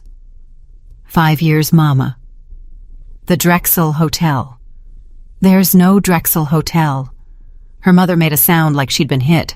"I'm sorry," Clara said. "I'm sorry. I'm sorry. I've been sorry every single morning for 5 years, and I did it anyway because they pay in cash and they pay double. And there's no hotel in this city that was going to pay for your Thursdays. And I decided that you being alive and lied to was better than you being dead and told the truth. And I'd do it again, Mama. I'd do it again tomorrow." Nobody in that kitchen moved. And Ruth Bennett said, "Do you know what I've prayed for every night for 5 years? Mama, I prayed that you'd stop lying to me about that hotel," her mother said. 5 years, baby. I've known for 4.5. Clara's hand went over her mouth. 10:41. "You knew. You came home in December with frost on a coat that cost more than my car," Ruth Bennett said. "The Drexel Hotel doesn't have a driveway that long. I'm sick, Clara. I'm not stupid." "Why didn't you say anything?" "Because you'd have quit." Her mother's voice cracked finally, and it was the worst thing Clara had ever heard. "You'd have quit, and then you'd have had nothing, and I'd have watched you have nothing. And I couldn't do it, so I let my baby lie to my face every morning for 4.5 years, and I drank the tea, and I said, 'You're going to be late.'" A breath. "So don't you dare apologize to me. Don't you dare. We're the same, you and me. We both kept our mouths shut to keep the other one alive." Clara sat down on the floor of the kitchen with her back against a cabinet and cried in front of 19 people. 10:44. Adrian Cole picked up the phone and took it off speaker and walked into the pantry with it, and Clara heard him say, "Mrs. Bennett, this is Adrian Cole," and then the door shut. He was in there for 6 minutes. When he came out, he handed the phone to Elena and said, "She'll be here in 40 minutes. Put her in the blue room on 2 and get Dr. Ferris out of bed." "Adrian, we don't have a machine in this house." "Then get a machine in this house. By Thursday. By Thursday." Elena Rossi stared at him. "You want me to install a dialysis station in the Blackwood estate by Thursday morning?" "Yes." "Why?" And Adrian Cole said, "Because on Thursday morning at 10:15, every enemy I have in this city is going to know exactly where Ruth Bennett is going to be sitting for 4 hours, and I'm not sending that woman to St. Ambrose to find out who shows up." 10:52. Elena took Mrs. Whitaker and went to make phone calls, and the kitchen emptied out, and Clara Bennett was still sitting on the floor. Adrian sat down on the floor across from her, against the opposite cabinet, in a $5,000 suit, and it was the single strangest thing she had ever seen. "Sir, you can't sit on the floor." "Why not?" "Because you're you." "Miss Bennett," Adrian said. "As of about 2 hours ago, I have no idea who I am, so I'm going to sit on the floor." And Clara laughed. It came out wet and ugly, and she couldn't stop it, and then he laughed, and for about 4 seconds, 2 people sat on a kitchen floor at 11 o'clock at night and laughed like the world wasn't ending. Then he said, "I need to ask you for something, and you're going to say no." "Then don't ask." "I have to." "Sir, I've had the worst night of my life." "I know," Adrian said. "That's why you're the only person in this house I can ask." 10:55. 11 people, he said, compartmented. Nobody knows what anybody else holds. Elena's known the structure existed for 17 years and doesn't know a single name. Victor built it in 2009 and never wrote it down because Victor doesn't write things down. That's the entire point of Victor. So there's no file, Clara. There's no drawer. There's no safe. 11 pieces of my life are sitting in 11 heads, and the only man who knows all 11 is upstairs on a bed with his hands on his knees waiting for me to come beg. Adrian looked at her. Unless. And Clara Bennett understood, and her whole body went cold. No. Clara. No. No. Sir, no. 5 years. Sir. 5 years in this house, Adrian said. 5 years standing against walls while men said things out loud because you weren't a person. 5 years of numbers and names and dates going into your head and never once coming out. Victor Hale spent 17 years building a machine that only works because no one human being can hold all 11 pieces at the same time. Sir, don't say it. And the entire time, Adrian said, there was a woman with a rag standing 4 feet away. 11:01. Clara Bennett got up off the floor. You don't know what you're asking. Then tell me. You're asking me to open it. Her voice was shaking, and she couldn't make it stop. Sir, 5 years. Do you understand what's in there? I remember the sound a man made in your foyer in August. I remember Rosa's shoe size because she said it once. I remember every single thing that has ever happened to me since I was 4 years old, and I have never been able to put one thing down, not one, not ever. And the only way I have survived it is by never ever going in there on purpose. Adrian didn't move. You think it's a gift, Clara said. Everybody thinks it's a gift. It's a room, sir. It's a room with no door, and everything that ever hurt me is still in there happening right now at full volume, and you're asking me to walk in and go looking. Silence. Yes, Adrian said. I am. And Clara Bennett said, why should I? And Adrian Cole said, because there's a man in a windbreaker who's been sitting on your mother's stairs since 6 o'clock. 11:04. She stood there for 11 seconds. She counted them. Because that's what she did. Then she said, I need a room with no windows and no clock and nobody talking. I need water. I need somebody to write because if I write, I'll go slower than I think and I'll lose it. And I need you to understand that I'm not going to give you 11 names. Why not? Because I don't have 11 names, sir. Nobody said 11 names in front of me. I have 5 years of noise. Clara's jaw set. But I've got a lot of noise. 11:12. They put her in the small library. Elena Rossi sat across from her with a legal pad, and Adrian stood by the door, and Mrs. Whitaker brought water and did not leave. Start anywhere, Elena said. That's not how it works. Then how does it work? Give me a date, Clara said. Any date. I need a hook, or I'm just standing in the room. Elena looked at Adrian. Adrian said, 2009. That's a year, not a date. March 2009. And Clara Bennett closed her eyes and said, I wasn't here in 2009. 11:14. Elena set the pen down. Then this is a waste of... But he was, Clara said, eyes still shut. And men who build a thing can't stop talking about it. Not the thing. Around the thing. Her voice had gone flat and strange, like someone reading. Sir, in this house in 5 years, how many times did Victor Hale say the word 9? How would I? I know how many, Clara said. And the room went quiet. 9 is a normal number, Clara said. People say it. 9 o'clock, 9 million, page 9. 411 times in 5 years. That's a normal number in a normal house. Her eyes stayed shut. But he said it wrong 6 times. 11:16. Wrong how? Adrian said. He said it, and then he stopped. Clara's hands were flat on the table. 6 times in 5 years, Victor Hale said the number 9 in this house, and then took a breath he didn't need. Sir, he never takes a breath he doesn't need. It's the only tell that man has, and I've been watching it for 5 years without knowing it was a tell. Elena picked the pen back up. Give me the 6, she said. August 9th, 2021, in the foyer on the phone. He said, tell 9 I'm not doing that, and then he stopped. Clara's voice never changed. November 3rd, 2022, in the study, with the door open to nobody. He said 9 is going to be a problem, and that's my fault. April, no.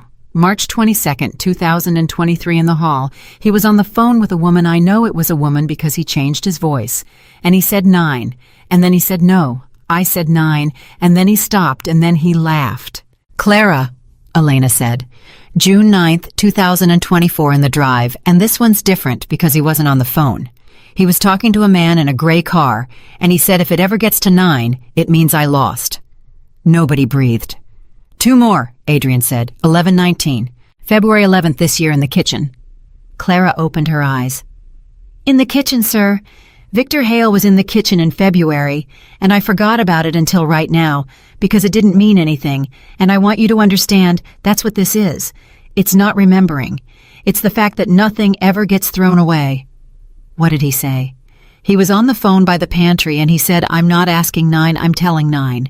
And Mrs. Whitaker was 6 feet away counting the linen. Mrs. Whitaker's hand went to her chest. I heard him say that, she whispered. I heard him say that, and I thought he was talking about a table. And the 6th, Adrian said. Clara looked at him. Tonight, she said. In the east guest room, through a closed door with a man standing outside it. He said, tell Adrian I'm number 9, 11:21. He said, tell him to ask Elena, Adrian said slowly. Yes. Why Elena? He knows Elena doesn't have the names. Yes. So why?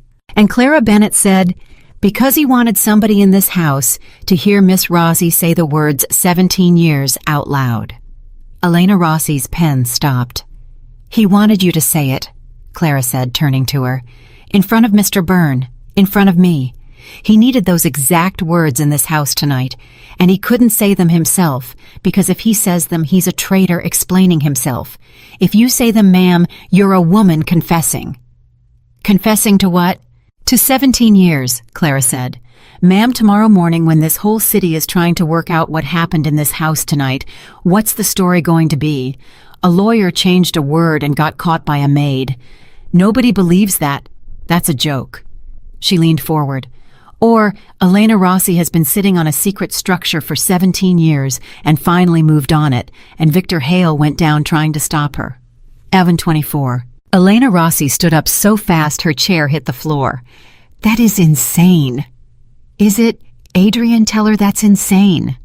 And Adrian Cole didn't say anything. Adrian, nothing. Adrian, you cannot possibly... Sit down, Elena, Adrian said, and the temperature in that room dropped through the floor. 11:26. Don't you do that. Elena's voice had gone somewhere Clara had never heard it go. Don't you sit there and let a girl who's been in this house 5 years put that in your head in 90 seconds. I've known you since you were 26 years old. I know. I sat with you in a car in Cicero for 11 hours. I know. I identified your father. Elena. No, you look at me. Elena Rossi was around the table now and her hands were shaking. 20 minutes ago you said nobody's getting hurt because you're the one who decides. So decide, right now, out loud, in front of her, because if you're going to look at me the way you looked at him tonight, I want it done fast. And Adrian Cole said, I don't know. 11:28. The words landed like a body. You don't know, Elena said. No. After 30 years. After 17 of them with a secret in your mouth, Adrian said, and it was quiet and it was terrible. Elena, you sat in that dining room tonight and told me you read all 62 pages Thursday and it said and. You said it out loud in front of the table, and you were right. And that's the only reason I opened the folder. He stood up. And if you'd said nothing, if you just kept eating, I'd have signed. Did you know that you're the reason I caught it, and you're the person who's been lying to me since 2009, and I have been sitting here for 3 hours, trying to make those two things be the same woman? Elena Rossi's face broke. So no, Adrian said. I don't know, and Victor Hale knew I wouldn't, and that's the whole thing he bought tonight, and it cost him nothing because he was going to lose the paper either way. 11:31. Nobody said anything for a while. Then Clara said quietly, Miss Rossi, don't. Miss Rossi, I want to say one thing and then I'll shut up. You've said enough, honey. You've had a hell of a night. You've said plenty. He'll do it to you too. Elena stopped. Whatever he did to Mr. Cole, whatever he's been doing for 26 years, he's done it to you, Clara said. Because, ma'am, you've been carrying a secret for 17 years and you thought it was loyalty, and tonight you found out it was a job. He gave you that. He handed you a thing to carry and told you it was love, and you carried it for 17 years, and it cost you everything you had with him. She nodded at Adrian. That's not a partner. That's an employer. Elena Rossi stood in the middle of that room with her mouth open, and then she sat down and picked up the pen and said 6 dates, say them again. 11:48. They worked until 1:45. Elena filled 14 pages. Clara talked in that flat, terrible voice, eyes closed, hands flat, and the things that came out of her were not memories, they were inventory. A phone number, a man said out loud in a hallway in 2022. The word Rockford said twice 6 months apart by 2 different people who had never met. A Wednesday in 2023 when Victor Hale left the house at 11 in the morning and came back at 1, and his shoes were wet and it had not rained. At 12:40, Adrienne said, "Stop. I'm not done. Clara, stop. There's more. Clara," he came around the table, "your nose is bleeding." 12:41. She hadn't noticed. She put her hand up and it came away red, and she looked at it with complete detachment and said, "That happens. That happens. When I go in for too long, it's fine. It happened when I was a kid. Mama used to say," and then she stopped because her voice had gone, and she sat there with blood on her hand and could not finish the sentence. Adrienne Cole took a napkin off the sideboard and handed it to her. "How many did we get?" she said. Elena looked down at 14 pages. 6, she said. "Maybe 7. If Rockford's a person and not a place." "Out of 11. Out of 11. And Clara Bennett said, "Then he's still got 4, and I'm out of house." 12:44. "What does that mean?" Adrienne said. "It means everything I have, I got standing in this building." Clara pressed the napkin to her face. "Sir, I can only remember what happened in front of me. He didn't do the other 4 in front of me. He did them somewhere else with somebody else, and I was never there, and I can't invent it. So we have 7. 7 pieces of 11, and you don't know which 4 are missing, and Miss Rossi just told us the pieces only make sense together." Clara looked up. "Sir, 7 of 11 isn't most of it. 7 of 11 is nothing. It's a sentence with the verbs taken out." And Adrienne Cole said, "Then we don't need 11.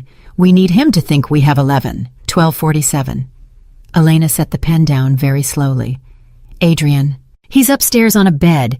He's been sitting on that bed for 3 hours with nothing to do but think, and the one thing he cannot do, the only thing in this entire world Victor Hale cannot do, is know what's happening in this room." Adrienne's voice had changed. It had gotten quiet and fast. "Elena, in 26 years, what has that man been afraid of? One thing." Elena's mouth opened, closed. "Say it." "Not knowing," she said. "Not knowing." Adrienne turned to Clara. "He doesn't fear jail. He doesn't fear me. He built the 11 because 11 means nobody can ever hold all of it, including him, and you know what that means. It means that for 17 years, Victor Hale has been living inside the one structure on this earth that he himself can't see all of. 12:50. You want to make him think we've got the 11, Elena said. I want to make him think we've got the 11. With 7. With 6 and a maybe. And when he asks for proof, and Adrienne Cole said, then Miss Bennett tells him what he said in the foyer on August 9th, 2021, word for word, and then tells him what he had for lunch. 12:52. Clara said, Sir, you can do it. Sir, listen to me. You just did it for 3 hours. Mr. Cole? Clara stood up with a bloody napkin in her hand. Listen. To me. If I walk into a room with that man and open my mouth, he will know inside of 4 sentences exactly how much I have and exactly how much I don't. That's what he does. That's the only thing he does. He's been reading rooms since before I was born. So you can't send me in there to bluff him, Clara said. You can only send me in there to be honest with him about a thing he doesn't want to be true. Adrienne stopped. And what's that? He said. And Clara Bennett said that there's a 12th. 12:54. Nobody moved. A what? Elena said. You said it, ma'am, not me. You said it 2 hours ago and you didn't hear yourself. Clara's voice was picking up speed. You said 11 people who each hold 1 piece and none of them know what the other 10 are holding.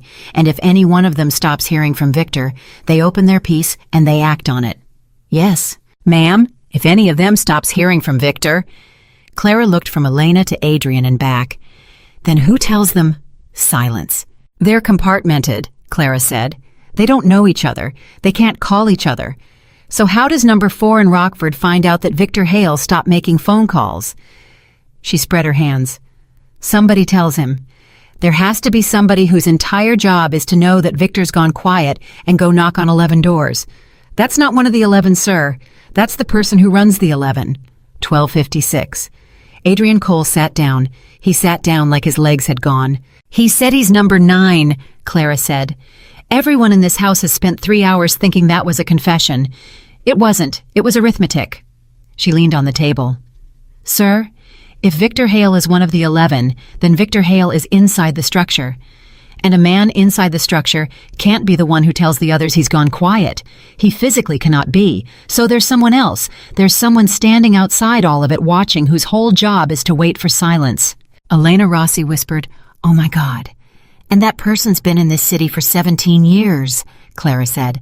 "And nobody in this room has ever heard their name. And tonight, at 6 o'clock, 4 hours before I opened that door, a man in a windbreaker sat down on my mother's stairs." 101. Nobody said a word. "He wasn't sent by Victor," Adrian said slowly. "No, sir. Victor was in this house at 6. Victor was in this house at 4. "Yes, sir." "So somebody put a man on your mother's stairs before Victor Hale had any reason to be worried about you at all." Adrian's face had gone completely still. "Somebody who knew there was going to be a problem tonight before there was a problem tonight." And Clara Bennett said, "Somebody who's been watching Victor Hale for 17 years, the exact same way I've been watching all of you." 103. And then the door opened and Marcus Burns stood there and his face was wrong and he had a phone in his hand. "Boss, Marcus, whatever it is. Boss, he's making the calls." Adrian was up. "It's 1 in the morning. He's got until 8. He's not waiting till 8. Marcus was breathing hard. "He asked for his phone. I told him no. He said, 'Marcus, look at your hand.'" "What? Look at your hand?" Marcus held up his own hand, and it was shaking. He said, "Marcus, look at your hand. You've been standing outside this door for 4 hours, and you're shaking, and that's because you already know." And I said, "No, what?" And he said, Marcus stopped. "He said what?" Adrian said. And Marcus Burns said, he said, "Ask your boss why the maid's mother's file was pulled on Monday." 105. Clara Bennett's whole body went cold. "Monday," she said. "Monday," Marcus said. "Not Tuesday, Monday, the day before he ever talked to Rosa." And Adrian Cole turned and looked at Clara, and Clara looked back at him, and the two of them stood in a room at 1 in the morning and arrived at the same place at the same time. "Sir," Clara said, "he didn't find out about me on Tuesday. No. Somebody handed me to him on Monday." And upstairs in the east guest room with a man outside the door and no phone in his hands, Victor Hale started laughing. 106. They heard it through the floor, 2 stories up through a closed door past a man with a gun standing outside it. Victor Hale was laughing, and the sound came down through the house like water finding a crack. Marcus Byron said, "Boss, I swear to God if you want me to make that stop, nobody touches him. He's been saying that for 4 hours. Nobody touches him. Boss, he's laughing." "I know what he's doing." Adrian was already at the stairs. "He's calling me." Clara went after him. "Sir, stay down here. Sir, he said my mother's name." Adrian stopped on the 3rd step and turned around, and his face was so tired that Clara almost didn't recognize it. "Yes," he said. "He did. And that's exactly why he said it." "I don't care." "Clara." "I don't care, sir." She came up 1 step. "You said it yourself. He wanted the room. He wanted you looking under your own bed. He's been 3 moves ahead of everybody in this building all night, and every single time somebody in this house has done what he expected, and I'm the only thing in this whole story he didn't plan for." Her chin came up. "So take me up there. Let him look at the thing he got wrong." Adrian Cole looked at her for 4 seconds. Then he said, "Marcus, open the door." 109. Victor Hale was sitting on the edge of the bed with his hands on his knees, exactly the way Marcus had described him 4 hours ago, and his jacket was still buttoned, and he had not loosened his tie, and Clara understood immediately that he had been sitting like that on purpose. A man doesn't sit like that for 4 hours. A man arranges himself like that. He stopped laughing when the door opened. He looked at Adrian, then he looked past Adrian at Clara, and his whole face changed. "Oh," he said, "you brought her." "Sit still, Victor." "I'm sitting perfectly still." His eyes stayed on Clara. "Miss Bennett, how's your mother?" Clara said. "She's in a car." "Is she?" Something flickered. "Whose car?" "Mine," Adrian said. "Good." Victor exhaled, and it was so fast and so small that Clara almost missed it, and she caught it, and she filed it because that was what she did. "Good, that's good." 111. Adrian said, "Say it again." "Say what again?" "What you told Marcus. Say it to my face." And Victor Hale said, "Ask your boss why the maid's mother's file was pulled on Monday." "I'm the boss, Victor." "I know." "So you're asking me?" "I'm asking you," Victor said, "because I don't know." 112. Clara felt the room tilt. "You don't know," Adrian said. "Adrian, sit down." "Don't tell me to sit down." "Then stand up. I don't care, but for the love of God, stop performing for the girl and listen to me for 90 seconds because we're running out of night." Victor's voice had lost every bit of its warmth. It had gone flat and fast, and it was the first time all evening that he had sounded like a man in trouble. "I did not pull Ruth Bennett's file." "You told her the number, 206. You said it in a hallway." "Yes." "So you had it." "I had it," Victor said. "I didn't pull it." "That's a distinction for lawyers." "That's the only distinction that matters tonight." Victor leaned forward. "It came to me, Adrian. Monday. It was in a folder on my desk on Monday morning with everything else, and I read it, and I used it, because that's what I am. That's what I've always been. You hand me a thing, and I use it. I've never once in 26 years asked where a piece of paper came from." His jaw worked. "I've been sitting on this bed for 4 hours doing nothing but that arithmetic, and I want to throw up." 114. "You're lying," Adrian said. "Ask her." "What?" Victor looked at Clara. "Ask her. She's been standing there for 5 minutes with a face like a calculator. Miss Bennett, am I lying?" And Clara Bennett said no. Adrian turned on her. "Clara." "He's not lying, sir." Her voice was strange in her own ears.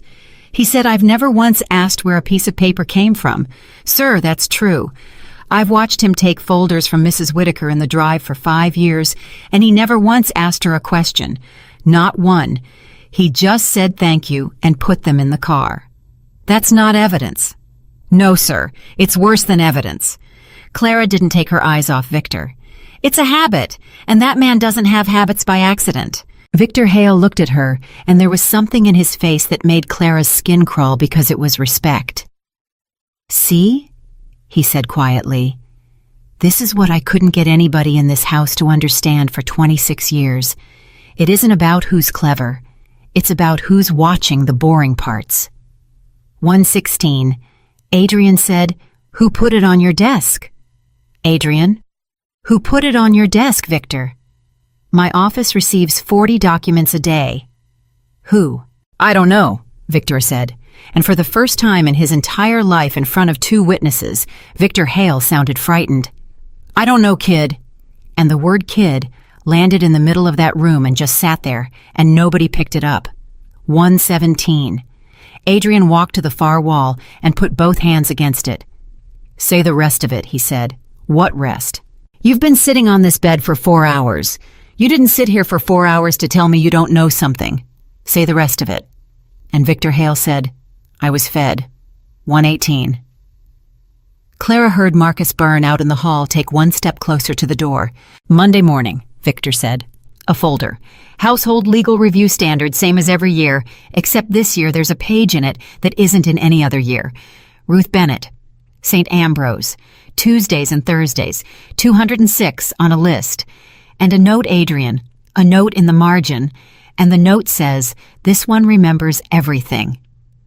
Clara's whole body went cold.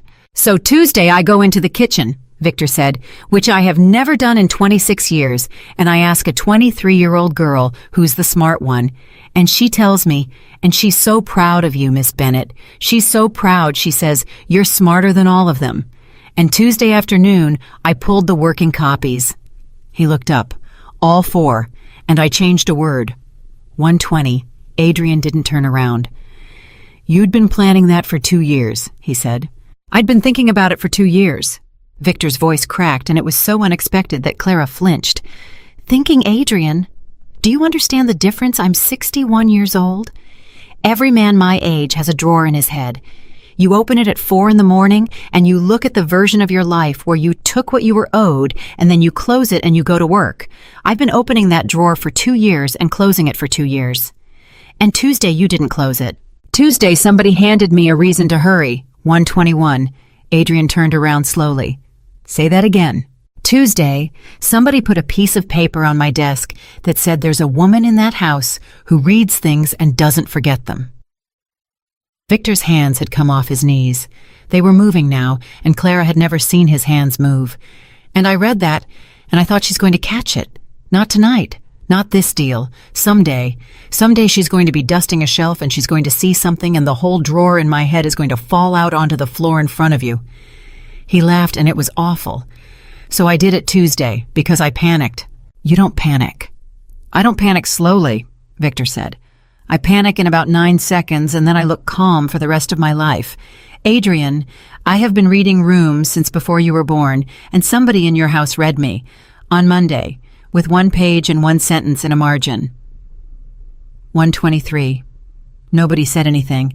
Then Clara said quietly, That's why you read it out loud. Victor's head came around. In the dining room, she said, when Mr. Cole told you to read page 46, you read the word and off a page that says, or in front of 14 witnesses, and Mr. Cole spent 3 hours downstairs thinking that was a strategy. Clara took 1 step into the room.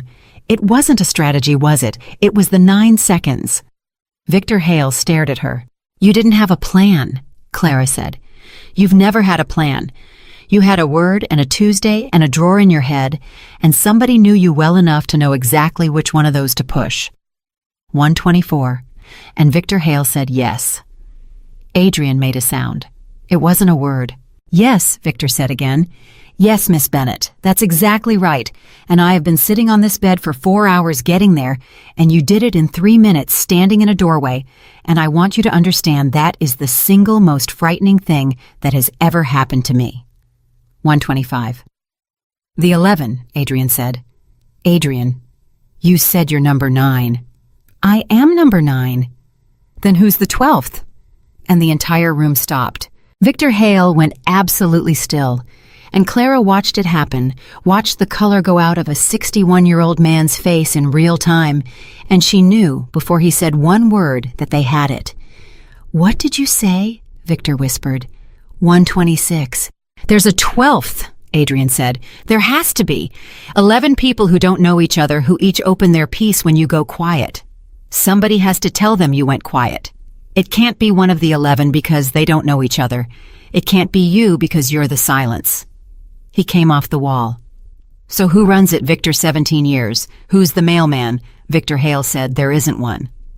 Victor, there isn't one, Adrian, because I built it so there wouldn't be one. His voice was rising. It was rising, and Clara had never heard that not once, not in 5 years. That was the entire design. There's no center. Every one of the 11 has a trigger condition. They don't wait for a phone call. They wait for a thing that happens or doesn't happen. If a certain box in a certain bank isn't paid for on a certain date, that's the message. If a certain notice doesn't run in a certain paper on the 1st of January, that's the message. Nobody tells them anything. Nobody has to. That's why it survived 17 years. That's why nobody's ever been able to buy it or break it, because there is nothing to buy and nobody to break. 1:28. Clara's stomach went through the floor. Then somebody found the boxes, she said. Victor turned his head. Somebody found the boxes, Clara said again, and her voice had gone somewhere far away. Sir, Mr. Hale, if the trigger is a payment, then there's a payment, every year, 11 times, for 17 years. Somebody's been paying 11 bills. Victor Hale opened his mouth, and nothing came out. You've been paying 11 bills for 17 years, Clara said, and you don't write things down, and you don't handle paperwork because you're the attorney. You're the man who arranges, and men who arrange do not stand in line at a bank. She took another step. So who pays them? 1:29. Victor Hale said, "My office." "Which person in your office?"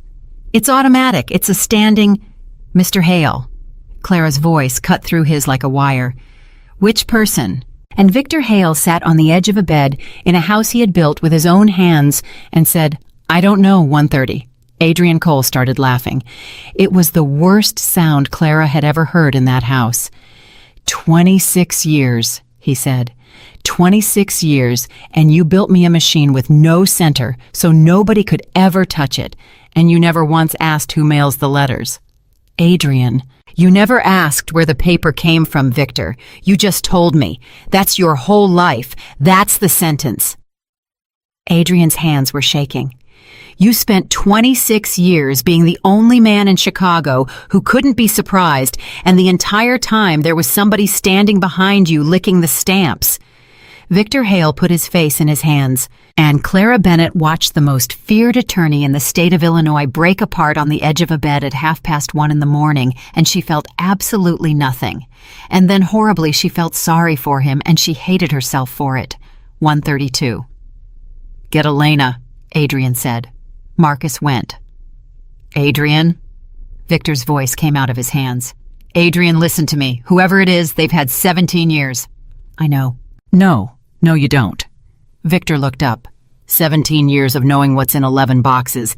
Adrian, I don't know what's in 11 boxes. I know what I put in them in 2009, and I have not looked since, because the whole point was never to look. Whoever's been paying those bills has been standing next to the only complete copy of your life that has ever existed for 17 years, and I handed them the key and called it a defense. 1:34. Elena Rossi came through the door and stopped dead when she saw Victor's face. What happened to him? He found out he's an employee, Clara said. Elena's head snapped around, and for a second Clara thought she'd gone too far, and then Elena Rossi laughed, one syllable, bitter as a pill. Welcome to the club, she said. Elena, Adrian was already moving. The contract, page 46. In the event of the principal's death or incapacity, control passes to the designated heirs of Adrian Cole or the trustee of record. I know what it says. Who are my designated heirs? 1:35. Elena Rossi stopped, and Clara watched it hit her. She watched a 50-year-old woman who had survived 30 years in the worst business in America get hit in the chest by 4 words and go gray. Elena. Adrian. Who are my designated heirs? You don't have children, Elena said. I know I don't have children. You don't have children, and your father's dead, and your mother's dead, and you've got no brothers and no sisters. Her voice had gone very small. Adrian, there's one name in that schedule. There's been one name in that schedule since 2009. 1:36. Nobody breathed. Say it, Adrian said, and Elena Rossi said, Dominic. 1:37. Victor Hale's head came up so fast it looked like it hurt. No, he said. Victor, no. He was on his feet. No, absolutely not. Dominic Cole is a drunk. Dominic Cole has never had an original thought in his entire life. I have watched that man spill wine on himself at 4 separate weddings. Sit down, Victor. Adrian, I'm telling you, he's a clown. Sit down. And then Adrian said very slowly, Victor, listen to what you just said. Listen to your own mouth. You just told me a man is harmless because he spills things. Victor Hale stopped with his mouth open. That's it, Adrian said. That's the whole trick. You just did it out loud. 1:39. And Clara Bennett said, Oh, God. Everyone turned. Miss Bennett. Or, Clara said. What? Or, she had her hands pressed flat against her own head. Sir, everybody in this house has spent 5 hours thinking that word was Mr. Hale's. It says the designated heirs or the trustee of record. Everybody looked at the second half. Nobody looked at the first. Silence. And means Dominic and Victor have to agree, Clara said. Or means Dominic doesn't need Victor at all. 1:40. Adrian Cole sat down on the end of the bed next to the man who had tried to rob him. Neither of them noticed. He didn't feed me to Victor to hurt me, Clara said. Her voice was going faster and faster, and she couldn't slow it down. He fed me to Victor to make Victor move. He knew about the drawer. Ma'am, you said it. Mr. Hale's been thinking about it for 2 years, and people who think about things for 2 years talk about them not out loud, but they talk about them. A man like Dominic sits at that table getting laughed at for 26 years, and what does a man like that do? He listens. Nobody listens harder than a man everybody laughs at. Elena Rossi sat down on the floor, actually sat down right there against the doorframe in a $4,000 dress. He put a page on Victor's desk on Monday, Clara said. 1 page, a maid, a hospital, a note in the margin. And he knew that would push a man with a drawer into opening it. And Victor opens the drawer on Tuesday and changes and Victor thinks he's giving himself a key. And he's giving Dominic one, Adrian said. He's giving Dominic one, Clara said. And Dominic's name was already in the schedule, and it's been in the schedule since 2009, and nobody in this house has thought about it for 17 years because it's Dominic. 142, Victor Hale said quietly. Then why did he want you to catch it? Clara stopped. What? Think, Miss Bennett. Think all the way through. Victor's eyes were terrible. If Dominic gets me to put or on that page and Adrian signs it and never notices, then Dominic wins in 20 years when I die or when Adrian dies. He waits. That's fine. That's a plan. So why does he also put a note in the margin telling me there's a woman in this house who catches everything? Why does he light the fuse and then tell me there's a fire alarm? 143. And Clara Bennett said, because he didn't want Mr. Cole to sign it. Nobody moved. He wanted him to catch it, Clara said, and her voice was shaking now. That's why the note. The note wasn't for you, Mr. Hale. The note was so you'd be scared enough to change the page on Tuesday, and then the note did the second half of its job because I'm the woman who catches things, and everybody in this city was about to find out. But he loses the oar. He doesn't need the oar. Clara's hands came down. Sir, he doesn't need the paper at all. Look what he got instead. He got you throwing 14 of the most dangerous men in Chicago out of a dining room at 9 o'clock at night. He got Miss Rossi confessing 17 years in front of witnesses. He got Mrs. Whitaker admitting she's been handing out the staff for 27 years. He got Mr. Burns shaking outside a door. She was breathing hard. He got the whole house on the floor in one night, Mr. Cole. He didn't want to inherit an empire in 20 years. He wanted one that was already broken by breakfast. 145, Marcus Burns said from the hallway. Boss? Nobody answered. Boss? Adrian said, what? And Marcus Byron said, Dominic's been in the West Room with the Detroit table for 4 hours and 20 minutes. 146. Adrian Cole was up off that bed and through the door before anybody moved. Adrian! Elena scrambled after him. Adrian, stop if you walk into that room right now. Elena, get off me. If you walk into that room right now, you are one man with a story, and he is one man with 4 hours. She got in front of him, 50 years old, and she got in front of him in a hallway and put both hands on his chest. 4 hours, Adrian. Alone.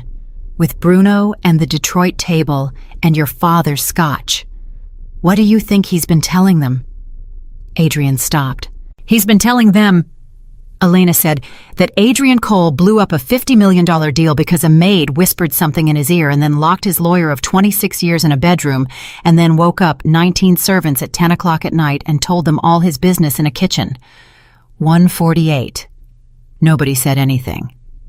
He's not been lying, Elena said quietly. That's the thing. He hasn't had to lie once. He's just been describing tonight. Adrian Cole put his back against the wall. How bad, he said. Bruno flew in from Detroit. He's been sitting in a room for 4 hours watching this house fall apart. Adrian, he came here to be made rich, and instead he's watched a mafia boss get outthought by his own housekeeper's paperwork. Elena's voice was flat. By sunrise, this whole city knows you can't hold a room. That's it. That's the whole business. You can't hold a room. 149. And Clara Bennett said, then don't hold it. Every head turned. Miss Bennett. Sir? She came down the hall. You keep trying to fix tonight. You can't fix tonight. Tonight happened. 14 men watched it. You can't unwatch it. Thank you, that's very helpful. Sir, listen to me. Clara stopped in front of him. He didn't beat you tonight because he was smarter. He beat you because he knew exactly what you'd do. Every single move you've made since 9 o'clock, he called it. You threw the room out. You locked Victor up. You went looking for the traitor. You interrogated your own housekeeper. Her voice dropped. Sir, he's not playing you. He's just watching a man do what that man always does. 1:51. Adrian Cole said, So what do I do? And Clara said, Something you've never done. Which is what? Lose. 1:52. Elena Rossi said, Absolutely not. Ma'am, absolutely not. Do you know what happens to men in this business who look weak for one night? Do you have any idea, honey, this isn't an office? Nobody puts him on a performance plan. Miss Rossi, I've been invisible for 5 years, Clara said. I'm the world expert on what happens to people nobody's watching. That stopped Elena cold. Nothing happens, Clara said. That's what happens. That's the whole secret. When people decide you're finished, they stop looking at you. And when people stop looking at you, you can do absolutely anything you want.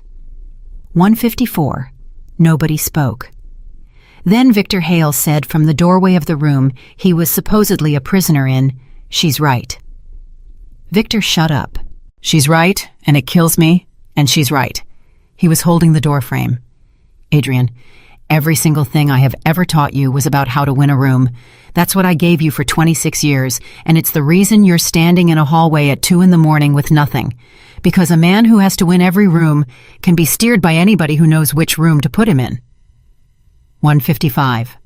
Adrian looked at Clara. Say the rest, he said. You go in there, Clara said. Right now. And you tell them the truth. Which truth? That you've been robbed, that you don't know by who, that your lawyer's upstairs and you can't prove anything, and that the deal is dead and you're sorry you wasted their night. Clara's voice was steady. You look them in the eye and you tell them you got beat by a piece of paper and you don't know what to do. That's suicide. That's Tuesday, Clara said. Sir, that's every day of my life.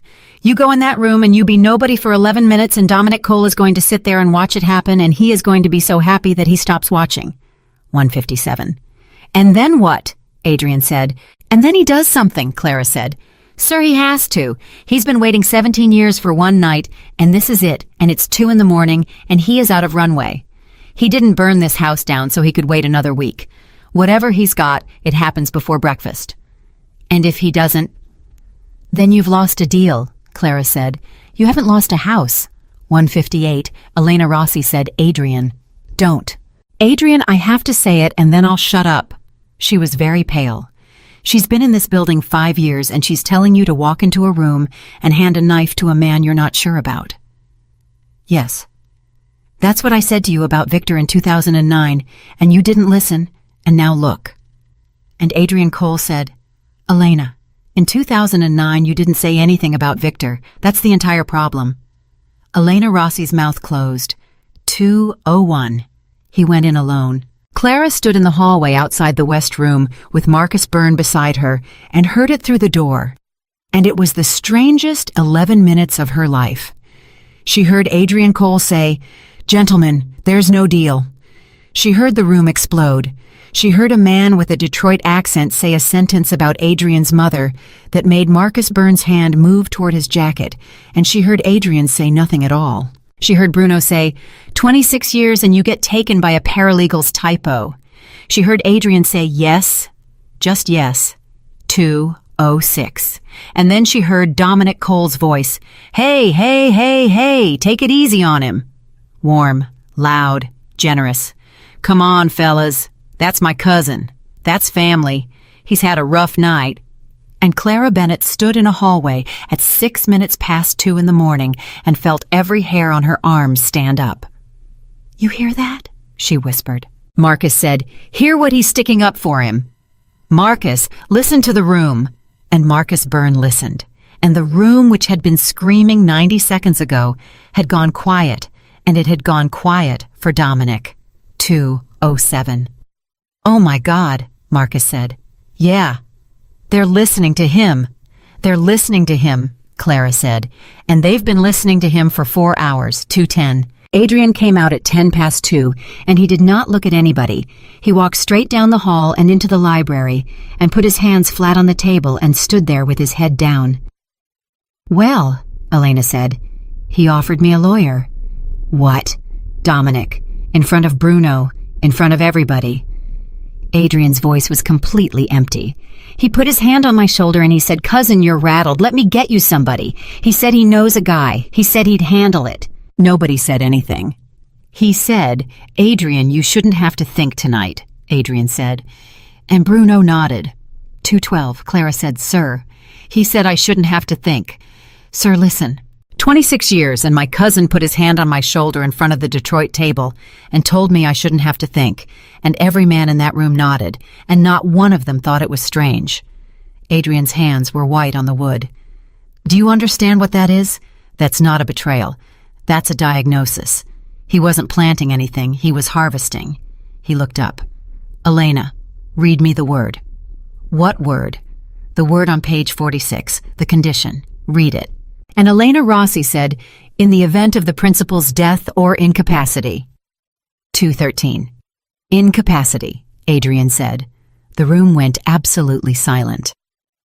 "Victor told me tonight in front of everybody, he said death was never the plan.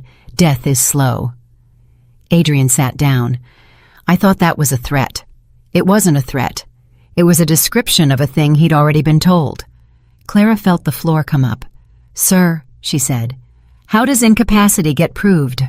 "2 doctors, Elena said automatically, and then she heard herself and her hand went over her mouth. 2 doctors, Adrian said. 2:15. "Elena, who's my doctor?" "Adrian, who is my doctor?" "Ferris," Elena whispered.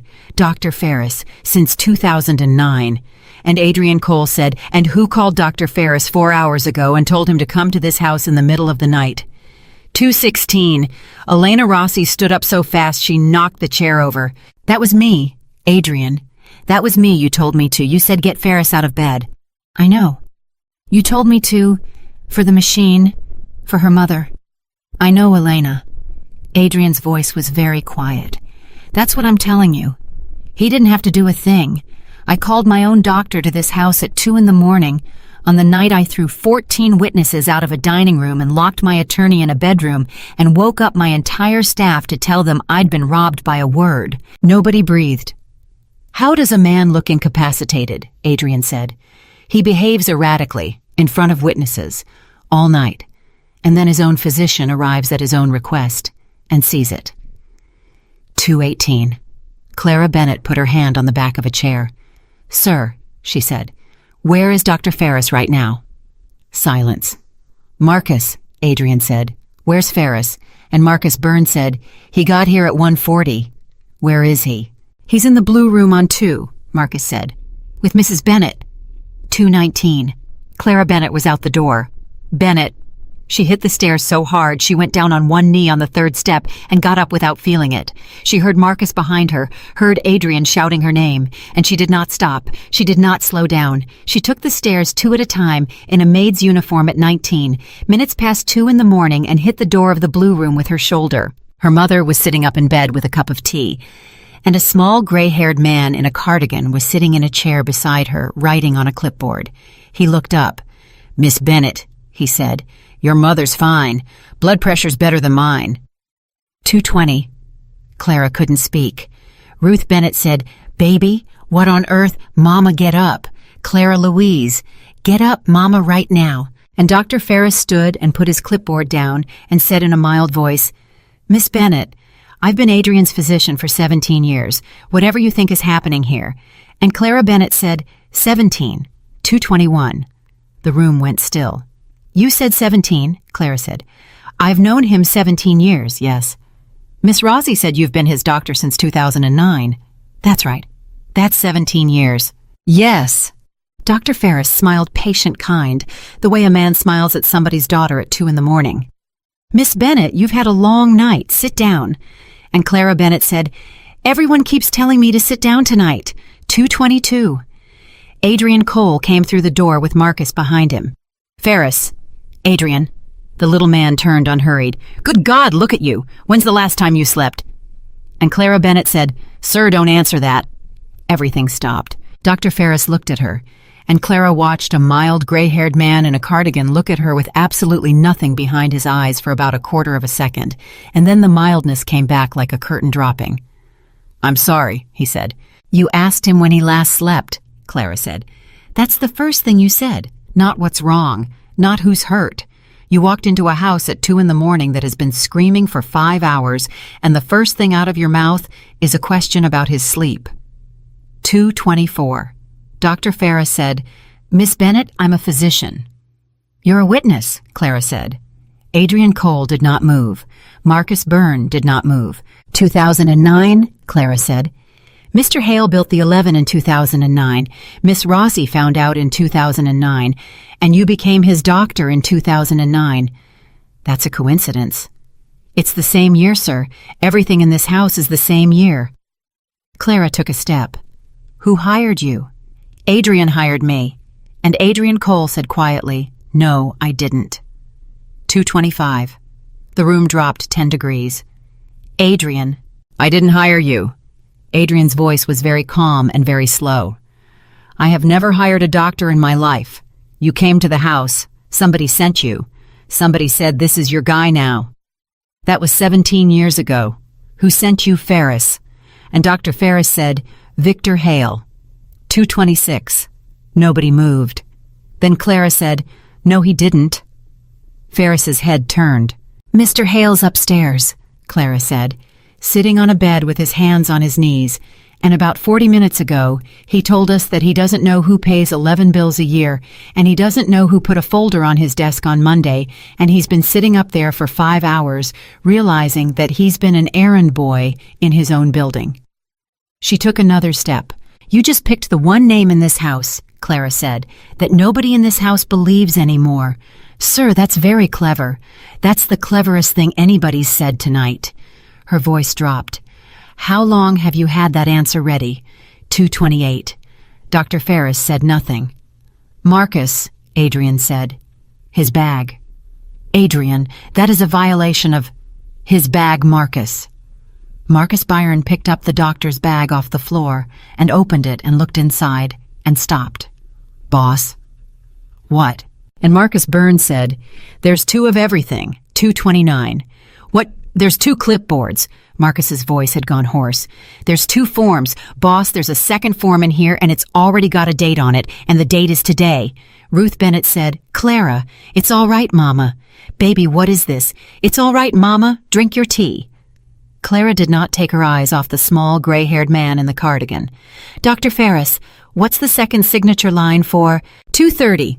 And Dr. Ferris straightened up, and the mildness went away and it did not come back, and what was underneath it was so ordinary that Clara understood in 1 second why nobody had ever seen him. "2 physicians," he said. "It requires 2. Nobody spoke. "That's not a confession," Ferris said pleasantly. "That's a statute. Illinois requires 2 independent physician certifications for a determination of incapacity in a trust of this size. I carry 2 forms because I have carried 2 forms to every house call I have ever made for 17 years, because the day I don't carry 2 is the day I need them." He picked up his coat. "Am I free to go?" 2:31. Adrian Cole said, "Who's the second doctor?" "I don't know." Ferris. "I genuinely don't know," Ferris said. "That's not my end." And Clara Bennett said, "Sir, that's true." Adrian's head snapped around. "What? That's true, sir?" Clara's hands had gone cold. "He's not lying.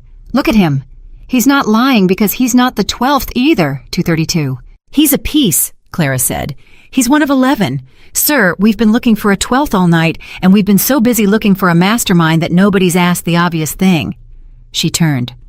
"Dr. Ferris, what's your number?" Dr. Ferris looked at her, and then he smiled, and it was the last time anybody in that house ever saw him do it. 6, he said. 2:33. Clara Bennett said, "Then who's 4? And Dr. Ferris said, "I have no idea, Miss Bennett. That's the design." "Then how do you know when to sign?" "Because on a certain day of a certain year, a certain envelope arrives at my office with a certain amount of money in it, and if it ever stops arriving, I stop being a doctor and start being a witness." He buttoned his coat. "It's been arriving for 17 years. It arrived Monday." 2:34. Everything stopped. "Monday," Adrian said. "Monday," Ferris said. "Same as always. Who signs the envelope?" "Nobody signs an envelope, Mr. Cole." And Clara Bennett said, "Who delivers it?" 2:35. Dr. Ferris paused with his hand on his coat button. "A young man," he said, "in a windbreaker." 236. Nobody breathed. "He's been bringing it for years," Ferris said. "Very polite, says good morning, never says anything